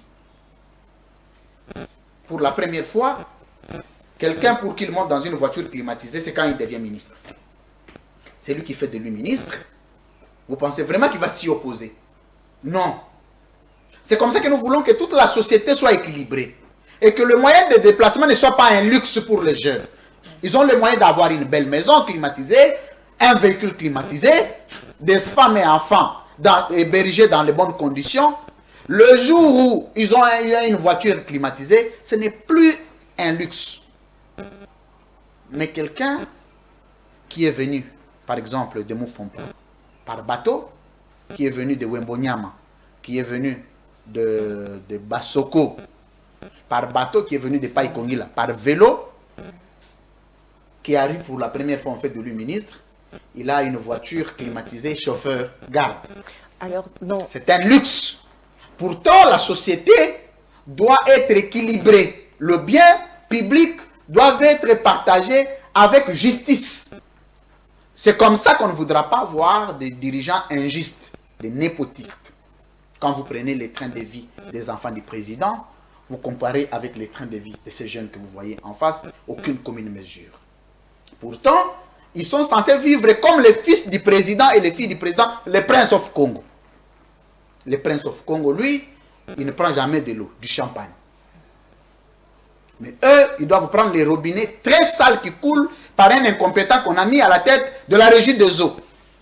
Et des fois, ça ne coule pas. Et aujourd'hui, on vit des forages. On m'a soufflé à côté. Personne, même hier, même sous Kabila qu'on a taxé des Rwandais, les gens prenaient quand même l'eau des robinets. Aujourd'hui, l'eau de robinet, là, mais il n'y en a plus. Ce sont des forages au centre-ville. J'ai vu, un jour, on a publié les images du ministre des hydrocarbures, non, le ministre de l'eau et de l'électricité, avec des camionnettes en train d'aller chercher ou puiser de l'eau. Lui, il a des véhicules. Que dire de nous autres? Que dire de ces jeunes? Que dire du dernier peuple de chez moi, Paï Kongila? Et ce gangstérisme doit s'arrêter. Et que tout Congolais vive du bien du peuple congolais de la même manière, de façon équitable. Le Prince of Congo a un moyen de déplacement. Tout jeune Congolais a la chance d'avoir un moyen de déplacement. C'est des licenciés. C'est des gradués. Le seul pays au monde où le diplôme d'État n'a plus de valeur. Si on te dit tu as étudié ou non, je ne suis qu'un diplômé d'État. Un diplômé d'État est un intellectuel. Exactement. Mais aujourd'hui, un diplômé d'État n'a pas étudié. Pourquoi? Parce qu'il n'y a pas un travail pour les diplômés d'État. Quand tu es diplômé d'État, tu n'as aucun travail à faire. Sauf la pousse. Soit Cabine téléphonique. cabine téléphonique. Même cabine téléphonique, là, il faut savoir écrire. Ce qui est grave. Pourtant, il y a un travail pour les intellectuels, les lettrés. Et il faut qu'il y ait aussi le travail pour les semi-lettrés. C'est-à-dire les semi-lettrés ne sont pas les moins valorisés de la République. Ceux qui n'ont pas eu la chance d'étudier doivent aussi vivre dignement comme tout peuple. C'est-à-dire il y a aussi un travail digne à leur statut. Mais aujourd'hui, il y a une boutique ici qu'on appelle le truc d'emploi là. Agence nationale c'est d'emploi, truc. Quand vous allez là-bas, c'est fait toujours fermé. C'est jamais ouvert. C'est ouvert, c'est quand on vient se les partager de l'argent venu de l'OIA. ONEM, Office national de l'emploi. Monsieur Tshisekedi vient à la tête du pays, monsieur le président de la République, ni emploi, ni l'eau, ni l'électricité, ni la sécurité, ni le renseignement, ni la diplomatie, sauf le tourisme. Et le tourisme personnel. Parce que la différence entre le tourisme comme la volonté de tout peuple d'aller visiter le monde et le tourisme institutionnalisé. C'est-à-dire que vous, comme vous avez les moyens de l'État, vous avez la capacité de sillonner dans le monde. Non, mais il y a eu l'usine de production de véhicules. Où? On va parler de concept Vous voulez de parler de voyage ces du président. véhicules-là? J'en ai dénoncé plusieurs fois. Un larbin m'a appelé un jour. Non, nous allons porter plainte. Je dis, tu la fermes, monsieur. Mais il y a eu une production de Elle 10 est fermée. Aussitôt que tu l'ouvres, tu la fermes. Je ne suis pas ton ami. Tu as la juridiction, vas-y, tu es libre. Si vous pensez que c'est le luxe de faire arrêter quelqu'un, mais attendez. Madame, plus de 10 millions d'argent déboursé pour l'investissement, la production, les montes. Bon, avant, on a commencé de la fabrication. Le verbe a C'est passé changé, de le montage. Or, le montage et la fabrication, ce ne sont pas le même verbe. Ce n'est pas similaire. Bon, qu'à cela ne tienne, on devrait avoir 30 bus le mois. Il y a eu 10 bus. Une année après, justement. si on prend 3 fois 12, nous sommes déjà dans les 300 et quelque chose de bus. Aujourd'hui, il n'y a même pas un moteur épave. Il y a 10 bus qui a été remis justement entre les mains C'est des bus, du ministre je de vous dévoile, Transport. le bus déjà venu du premier lot de Transco qui n'était pas mis en circulation. Oh. Qui était logé où? Qui était logé sur 16e rue Lumété. Et ils ont Rien introduit à ça voir dans cette avec, usine. Ils les ont puisé voilà. ce bus-là, ils les ont nettoyés proprement, ils ont donné ça pour couvrir, parce qu'ils ont fait déplacer un président public pour couper les ribans symboliques d'une usine fictive qui n'existe pas, avec des gens qui viennent que quand moi je tweete. On rassemble 4 et 5 courageux du Force du Progrès, venez avec les habits, et que vous allez voir, vous savez la tenue d'un mécanicien, quand il a fait un travail, elle est salie. Mais vous allez voir, on va vous filmer avec le tenue des mécaniciens propres. Avec des interviews. Nous sommes des mécaniciens de transport, mais tenue propre. Ah bon? Un mécanicien ne peut pas avoir une tenue Ah propre. bon? Et ça, c'est une comédie. Et la République de la comédie doit s'arrêter. Et nous devons aider le président de la République à faire arrêter la République de comédie parce qu'il est au dernier mandat. En 2028, nous ferons la passation civilisée des pouvoirs avec le président Tshisekedi. Je lui dirai, monsieur le président, Les hommages là, les langages diplomatiques que vous attendez, non. Moi, je serais capable de dire, Monsieur le Président, vous n'avez rien foutu pour le peuple. Excusez-moi, je vous respecte beaucoup. Mais pour, Là, pour c'est ses le seconds mot de mandats, passage. pour ses seconds mandats, il est au début. Il a encore Pardon? 4 ans. Pour ses seconds mandats, c'est le début, c'est pas encore la fin. Qu'est-ce que vous appelez début? Qu'est-ce que vous appelez fin? Quand on va revenir, on va faire revenir Peter Kazadi, Monsieur Kabé, Madame Gabedi, Monsieur Kazadi Nicolas, Monsieur Samalou Konde, vous pensez que c'est le début ou la fin? Qu'est-ce que vous appelez début? C'est la fin au début. Qu'est-ce que vous appelez fin? Ce qui est grave. Or, vous savez, ce serait difficile de faire l'opposition à Félix Tshisekedi. En principe. Si moi j'étais Félix Tshisekedi dans les contextes de son accession au pouvoir, aucun Congolais ne peut faire l'opposition. Aucun. Aucun. Quelqu'un dont le père a suscité l'espoir politique. Et le père a été le modèle pour plusieurs. C'est papa, il faut le respecter. Avoir un Etienne Tshisekedi Qu'est-ce encore. qui a manqué au président, en fait? Qu'est-ce qui lui a manqué? D'abord, Etienne Tshisekedi n'a jamais autorisé son fils faire la politique. Est-ce que c'est question d'autorisation, lui, France? Son père Ou c'est question de conviction? Voilà. Pour que Le choix politique. Félix Tshisekedi fasse la politique, c'est Valentin Moubaké qui l'a facilité. Et qui a Non, mais dit, c'est pas au père de vouloir que son fils se fasse la politique. Connaissant. C'est question de conviction. Sûrement. La conviction, elle naît. Mais comme père, sûrement, il connaissait ses enfants. Peut-être le président était fort en marketing qu'en politique. Peut-être que le président était fort en marketing de communication qu'en politique. Peut-être le président Tshisekedi était fort en... Comment on appelait ce qu'il faisait en Belgique là-bas, l'usine qu'ils ont ouvert là-bas avec son beau-frère. Il a fait le témoignage de... Comment ça s'appelle? Là, c'est vous qui le dites. Non, il a fait un témoignage qu'ils avaient créé une usine là avec son beau-frère. Usine de quoi, je On ne va sais pas pas. faire la pub de cette usine. Donc, peut-être que le président était fort de ce côté, dans les commerces qu'en politique. On ne dit pas qu'il était incompétent, non.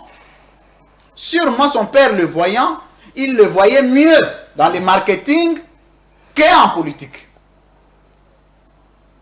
Et le fait de venir en politique, vous avez les résultats. Et aujourd'hui, il faut appeler Etienne Tshisekedi les visionnaires. Parce qu'il n'avait jamais autorisé de voir son fils quitter le métier qu'il faisait mieux, le marketing, venir en politique. Très bien. Alors, aujourd'hui, nous bénissons le Seigneur parce que le président Tshisekedi, l'UDPS, ont eu le pouvoir, on les a jugés à l'œuvre. À la fin, le jour où le président Tshisekedi n'est plus président, l'UDPS s'arrête. Très bien. Lui, France, terminez. Parce qu'ils n'auront plus rien à dire aux Congolais. Qu'est-ce qu'ils viendront encore dire? Nous fûmes, vous fîtes, ils furent. Est-ce que vous pouvez me dire aujourd'hui, si ça c'est la 6e année, quand vous sillonnez dans la ville ici, vous vous dites ça c'est grâce à le président Tshisekedi que nous l'avions eu. C'est quoi? Centre financier. Les sauts de Le moutons. centre financier. Pardon? Les sauts de moutons, c'est grâce à Tshisekedi. Les centres Mais je le financiers, c'est sais. quoi? Hein? Ça continue, on continue à citer. C'est quoi? Il y a les sauts de moutons, lui, France. Il y a le les sauts de moutons, il faut centre aller rapidement. Les sauts de moutons. Le marché, en fait, on Vous parle savez, du les grand sauts de marché. moutons là, en 5 ans, ont créé combien d'accidents? Mieux vaut laisser La faute n'est Entre pas au sol de entre moutons. La faute est au conducteur, lui, France. Entre l'embouteillage et l'accident, vous choisissez quoi? Non, la Ça, faute n'est ils pas nous au sol ont tendu de des moutons. temps. La faute est au Le conducteur. président Tshisekedi et Kamere nous ont tendu des pièges dans le boulevard. Oh. Désengorger la ville, Ce c'est sont plein des de pièges. Lui, France, vous conduisez. Combien de fois aviez-vous fait cogner un accident sur le saut de mouton? Parce que vous le faites bien, vous conduisez bien, justement. Raison pour laquelle vous n'avez jamais connu un problème. Monsieur C'est un Nathan. problème de conducteur. Ce sont des pièges politiques. Expliquez-vous piège politique. On nous a tendu Très des bien. pièges. Place aux questions Voilà. au public. Au lieu que les sauts de moutons viennent résoudre les problèmes, les sauts de moutons sont venus tuer les Congolais. C'est des pièges. Non, non, s'il vous plaît. Pour preuve. S'il vous Pour plaît, lui, preuve, France. les cortèges du président ne montent jamais sur les sauts de moutons. Jamais. Bah, c'est vous qui le dites, mais moi, j'ai déjà vu. Les sauts de moutons ne montent, les cortèges du président ne montent jamais sur les sauts de moutons. Jamais. On s'arrange toujours pour débarrasser tout le monde Parce que moi, quand je vois le cortège du président, je me mets toujours de côté. Je le vois et je le rencontre de temps en temps.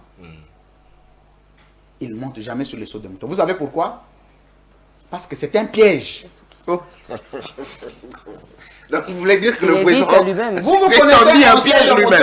un saut de mouton en plein macadam avec un gros béton installé. Merci beaucoup, Même le Luc public, France. Merci beaucoup. Allez.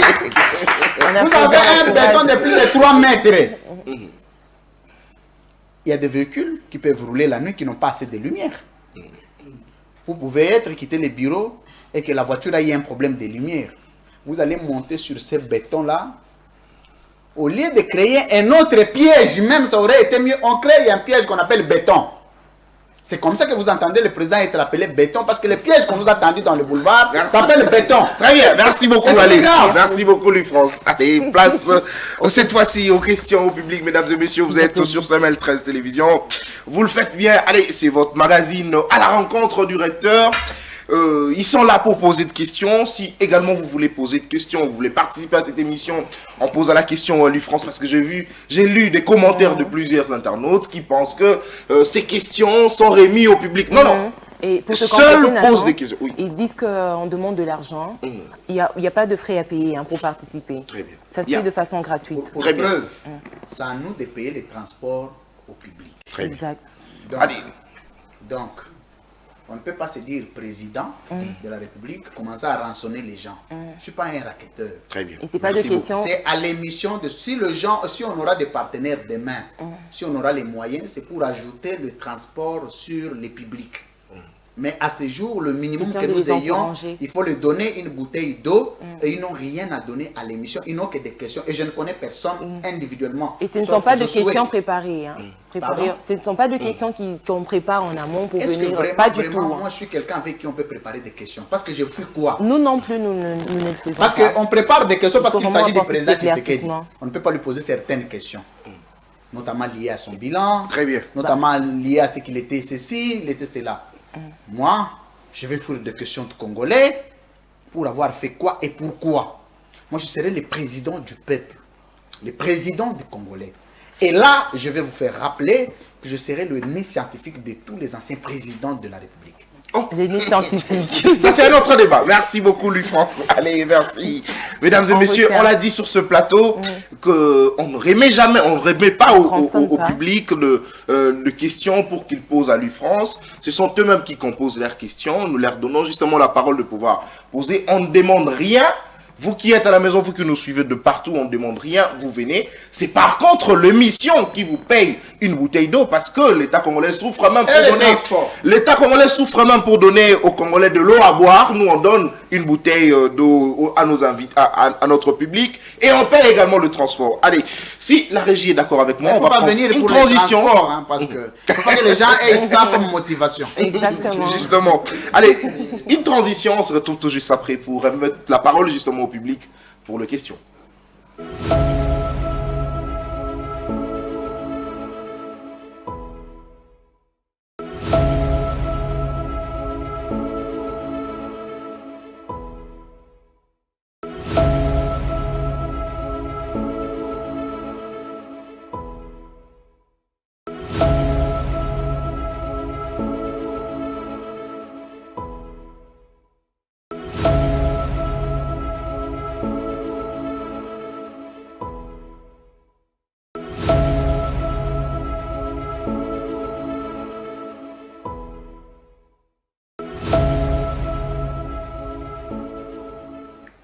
Très bien, de retour sur ce plateau. Allez, place à présent à la parole au public. Cher ami, vous prenez la parole, vous vous présentez, vous posez une seule question, et puis Luc France Kozeke va répondre. En attendant, le suivant se prépare aussi. C'est parti. Merci beaucoup pour l'octroi du verbe. Je suis Emmanuel Béa. Je tiens à remercier Madame Tania et toute l'équipe de l'émission à la rencontre du recteur pour cette opportunité. Ma question, recteur. À la TAM, vous nous avez dit que la divergence politique doit être basée sur les idées. Alors, aujourd'hui, vous êtes divergent avec le président Tshisekedi, avec son régime, mais qu'est-ce que vous proposez? qu'est-ce que vous reprochez, je voulais dire, en termes d'idées? Vous nous avez dit ici que son niveau d'études est discutable, vous avez critiqué le fait qu'il voyage assez souvent, mais qu'est-ce que vous reprochez en termes d'idées exactement au président Tshisekedi? Et qu'est-ce que vous proposez, recteur? Mon ami Béa, félicitations parce que j'ai vu vous avez un stylo de la campagne du président. Sûrement on t'avait donné, tu ne l'as jamais jeté, ce n'est pas encore terminé. C'est tout ce qu'on a donné aux Congolais. Et ça, ce n'est pas une idée. Toi, tu es un intellectuel, tu es très intelligent, je sache. L'idée qu'on a eue, c'est ce stylo-là comme un projet de campagne. Le stylo que vous avez entre vos mains. Pour qu'il y ait discussion, de confrontation d'idées, il faut qu'il existe préalablement des idées. Le président Tshisekedi ne nous a jamais présenté sa vision, son projet de société et son programme de gouvernance d'État. Si discussion il y en aurait, discussion se fonderait sur les idées. Ne nous présentant aucune idée, alors, nous on imagine ce qu'il pense et on attaque ces idées-là. On n'attaque pas l'individu. Si aujourd'hui Félix Tshisekedi n'est plus président, il mérite notre respect. Moi et Félix Tshisekedi, on a un écart d'âge, c'est un grand frère, c'est un grand frère, nous sommes des Bantous. Le débat que nous avons avec M. Félix Tshisekedi n'est pas un débat fondé sur les humeurs, plutôt sur le programme de gouvernance d'État. Il ne nous l'a jamais présenté. Le jour où il nous le présentera, si toi tu le connais, tu me donnes. Comment ça s'appelle déjà son programme de gouvernance? J'ai un programme, j'ai une offre politique, un programme de gouvernance qu'on appelle 3 R. La refondation, la relance et la redéfinition de l'État congolais. Si tu me donnes du président, on en discute dessus. Il n'y en a pas, il n'y en a pas. C'est comme ça. Très bien. Merci beaucoup, Lufonce. Le suivant, rapidement, vous présentez, vous posez une question et puis notre invité va répondre. Merci beaucoup pour la parole accordée. Bonsoir, monsieur Lufonce. Bonsoir. Je suis Monzou Bogotier. Ma question, c'est de savoir, que voyez-vous la vie de Kinshasa les jours à venir sous la gestion de Daniel Bumba? Une fois que je termine ma question. Une fois que ce dernier serait élu, lui qui est le candidat gouverneur de l'UDPS dans la ville de Kinshasa. J'ai vu le document qui circulait dans ce sens. Le monsieur n'a comme offre politique que Maman Marthe. Le fait de rencontrer Maman Marthe suffit comme offre politique pour développer la ville. Je vous rappelle que Kinshasa est le centre stratégique de la République. Si Kinshasa est développé, c'est une partie de la République qui est développée. Kinshasa n'est pas développé, c'est toute la République qui n'est pas développée. Parce que pour mesurer le développement du pays, il faut partir d'abord du siège des institutions de la République. Le monsieur que vous me citez, d'abord, il est venu de la diaspora. Le président à la tête, diaspora. Premier ministre, diaspora. Premier ministre encore, diaspora. Président du Sénat, diaspora. Assemblée nationale, récemment, le Vieux-Bosso est devenu diaspora aussi. Le gouverneur Ngobila, diaspora. Alors, si vous attendez quelque chose, continuez à attendre de la diaspora. On n'est pas contre la diaspora congolaise. La diaspora congolaise nous a beaucoup aidé dans la lutte. Mais l'échantillon que nous avons ici est un échantillon à problème. Est-ce que les compétents se sont choisis pour rester, envoyer les incompétents, ou les incompétents se sont choisis pour se précipiter, laisser les compétents, ou tout le monde est incompétent, ou tout le monde est compétent? C'est ça le méli-mélo dans lequel nous nous retrouvons à ce jour. Le monsieur que vous me citez, malheureusement, comme il s'agit de l'UDPS qui va l'envoyer, il faut l'accepter. Vous connaissez seulement quelqu'un de plus compétent de l'UDPS dans les institutions de la République? Vous le connaissez? Un seul, compétent, pour les comptes de l'UDPS, qui a bien travaillé, qui n'a pas eu de problème, je vais vous dévoiler. Monsieur Alinguete, comme vous avez posé la question. Mais Alinguete s'occupe de la gendarmerie financière de la République. Tous les problèmes problèmes qu'Agile Alinguet a eu, c'est des problèmes avec les membres de l'IDPS et spécialement de la tribu du président de la République. D'abord, membres de l'IDPS, même espace géographique que le président. Tous. Il faut retourner la question. Est-ce que c'est une guerre de la tribu ou une guerre entre incompétents et gendarmerie? Prochainement, je vais essayer d'organiser l'émission pour essayer de disséquer le profil de chaque membre de l'IDPS dans les institutions vis-à-vis de sa conduite.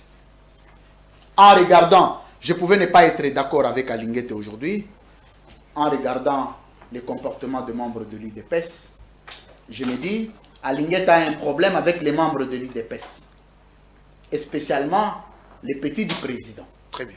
Et ça, il faut que le président Très bien. règle. Merci beaucoup. Merci beaucoup, Louis France. On nous signale. Ajoutez Gilles Bumba. Il s'appelle quoi? Gilles Bumba. Daniel Bumba.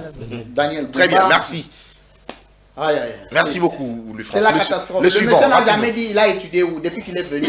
Il n'a que non, j'ai travaillé au ministère. Non, monsieur, il faut nous dire tu as S'il vous étudié plaît. où. Merci C'est tous beaucoup. les problèmes qu'on a maintenant. Merci beaucoup. L'avant-dernière question. Cher ami, vous posez une question et puis vous vous présentez, vous posez la question et puis on répond.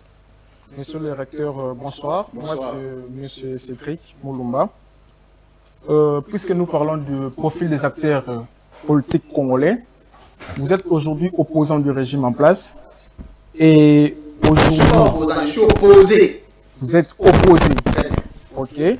Alors, puisque nous parlons des Parce acteurs qu'on parle politiques d'opposants, congolais, vous allez m'associer, vous risquez de ok, est-ce que je finisse ma question? En fait, pourquoi les opposants congolais, quel est faites-vous des opposants congolais qui incitent la population à faire des marches quand ils ne sont pas invités au partage du gâteau? Pourtant, il y a la pénurie d'eau, il y a le manque du courant, la vie sociale qui n'est pas stable. Quel est faites-vous? Le Congo n'a plus d'opposants, malheureusement. À ce jour, il n'y a plus d'opposants. Le jour où on aura les opposants, on va engager ces gars. Il n'y a aucun opposant jusqu'ici. Très bien. Allez, le suivant. Rapidement, on termine avec notre ami Josué. Moi, c'est Josué Il faut faire un effort. Il ne faut pas créer une république d'injustice. Pourquoi on n'a pas mis le groupe électrogène? Je me pose la question. Pourtant, toute disposition a été prise. Très bien. On poursuit Il faut rapidement demander avec qu'on notre mette les ami. groupes pour que justice soit faite. On y va rapidement, Josué.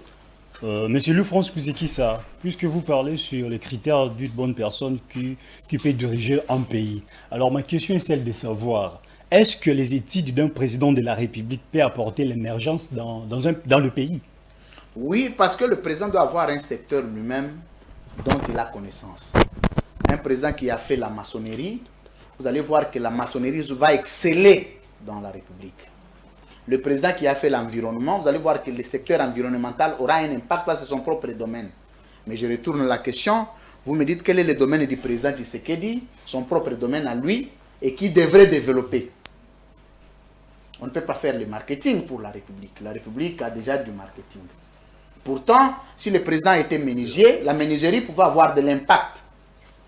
Si le président était juriste, la justice ne devrait pas poser de problèmes. Parce que le jour où on t'amène des notes techniques, tu peux amender. Mais quand tu n'as de connaissances nulle part, on va t'imposer tout ce que les gens connaissent et tu prendras ça pour savant, malheureusement. Très bien. Rapidement, allez, on y va avec la dernière personne. Souffrez en tout cas. Souffrez parce qu'on a un problème. Bonsoir, monsieur Louis-France. Bonsoir. Je me nomme Izzy Trésor et en dehors de vous et en dehors de vos amis politiques, nous avons l'habitude de voir ici sur CML13, avez-vous 3 modèles politiques, acteurs politiques, que vous pouvez déléguer aux jeunes pour suivre comme modèle? Le modèle politique. Moi, déjà, j'ai un maître, il s'appelle Pascal Nîmes. J'ai dit en dehors de vous et de vos De mon maître. de votre entourage, oui. Modèle politique. Chacun doit choisir de quel côté il aime un modèle. Il y a des gens qui aiment modèle de parler, d'autres modèle de rigueur, d'autres, tout dépend. Chacun de vous est libre. Nous voulons une république de la démocratie. Très bien. Il y a une seule personne qui reste. je pense. Non, il y a 2 personnes qui restent. Ils Non, doivent souffrir. il faut le gérer. Je serai le plus bref possible. Très bien. Allez, vous prenez la parole. Vous posez une question rapidement et puis vous répondez. Ok, merci beaucoup pour la parole. Monsieur le directeur, ici qu'il y a des gens de l'UDPS qui sont en train de nous suivre. Ma question est de savoir qu'est-ce que l'UDPS peut faire pour avoir des bons cadres dans le parti. Il faut les former. Il faut former les cadres. Les cadres, on les forme. Très bien. Merci beaucoup, Louis-France. Allez, la dernière question, rapidement, parce que nous sommes à la fin de l'émission. Merci, M. Nathan. Merci également, Mme Tania. Bonsoir, M. Louis-France. Bonsoir. M. Louis-France, l'UDPS, en tant que première force politique, avec plusieurs élus, a aligné M. Daniel Mbumba sur la liste des gouverneurs de la ville de Kinshasa. Pensez-vous que Mbumba était un profil qu'il faut pour la ville? Il a déjà fait quoi pour devenir gouverneur? Et vous proposez Il vient de la Belgique. Vous connaissez la réputation politique des gens qui viennent de la Belgique. Je n'ai pas à vous apprendre dessus, monsieur. Très bien, merci beaucoup. Allez, là, nous avons fini justement avec les questions. C'est vrai, nous courons derrière le temps et nous n'avons plus assez d'énergie. On termine avec notre rubrique Savoir Plus. Si la régie est d'accord avec moi, on prend une transition rapidement. 3 questions justement pour la rubrique Savoir Plus et puis on termine.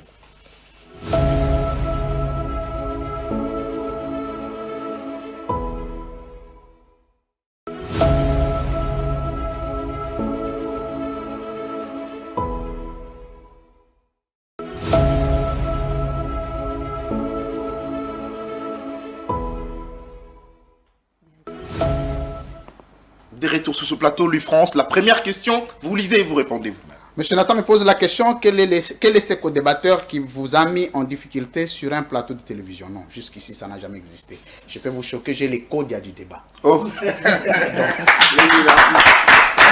Donc, modestement, j'ai encore les codes, j'ai les ballons d'or.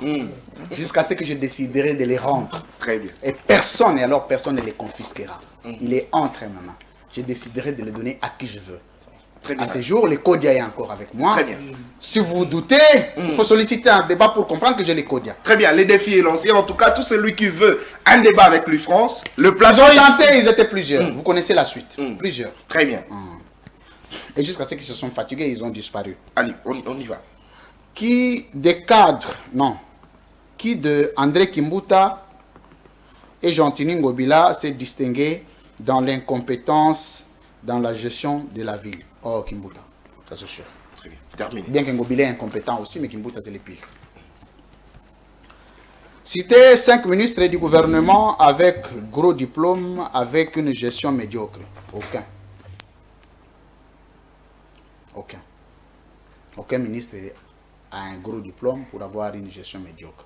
Et la gestion du ministère ne dépend pas du ministre, dépend de la vision du président. Si on n'a pas une vision à appliquer, tout le monde se débrouille, tout le monde bricole. Merci. Il ne faut pas en vouloir au ministre, il faut par contre en vouloir à celui qui les a fait venir. Très bien, merci beaucoup Louis-France, mais le défi est lancé. Pour tout celui qui veut une émission à débat avec Non, Louis-France. c'est Kodia.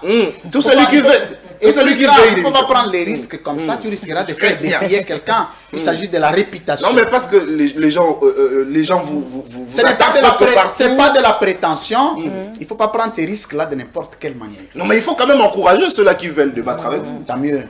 Tant mieux. Vous n'êtes pas le meilleur débatteur de la République. Je n'ai pas dit que je suis le meilleur, j'ai dit que j'ai l'encodia. Très bien, merci. Tant que je ne l'ai pas encore rendu, il faut me le laisser et le concéder. Très bien. Merci beaucoup. Alors, cette émission est terminée. Merci Madame pour vos Tania. explications. Je rappelle l'histoire que nous voudrons demain, si je suis président, bâtir une république, non une jungle où le gros arbre s'accapare de toutes les eaux de pluie. Je voudrais bâtir une république qui sera un jardin botanique où toutes les plantes auront la même chance d'être arrosées.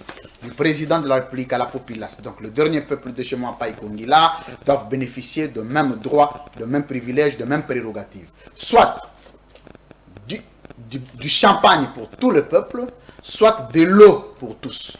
Et non une catégorie qui prenne du champagne, une autre sans de l'eau. Une république doit être justement équitable, de l'eau pour tous et du champagne pour tous. Très bien. Merci beaucoup. Alors, merci, cher public, d'avoir participé à cette émission. Applaudissez pour vous-même. Alors, je remercie également cette équipe, moi, Nathan et moi, remercions l'équipe technique de CML13 Télévision qui jusque-là a un travail formidable. Je le cite nommément, il s'agit de Narcisse Kabea, merci à toi. Merci également à Rajabou Grasse, merci à Aristote Kabouya, l'homme qui a réalisé cette émission. Rajabou et Narcisse étaient derrière le caméra. Un gros merci à vous. Alors, surtout qu'il faut rappeler que c'est fait avec insistance. Ils ont insisté que vous puissiez rapidement atterrir. Monsieur Kabea, Narcisse, lui, il aime le dédicace parce qu'il voudrait bien le fiancé ou la fiancée soit au courant. Venant du recteur. Hein, ah oui, mais ça vient de moi. Je donne l'impulsion. C'est des gens qui travaillent de façon formidable. Monsieur Narcisse Kabea, monsieur Aristote Kabouya, monsieur Rajabou Grasse. Il y a un autre, James Moka, qui n'est pas venu aujourd'hui. Tous, je jette des fleurs. Désormais, de temps en temps, il faut que les noms soient prononcés. Issa Kazaka. Je les salue.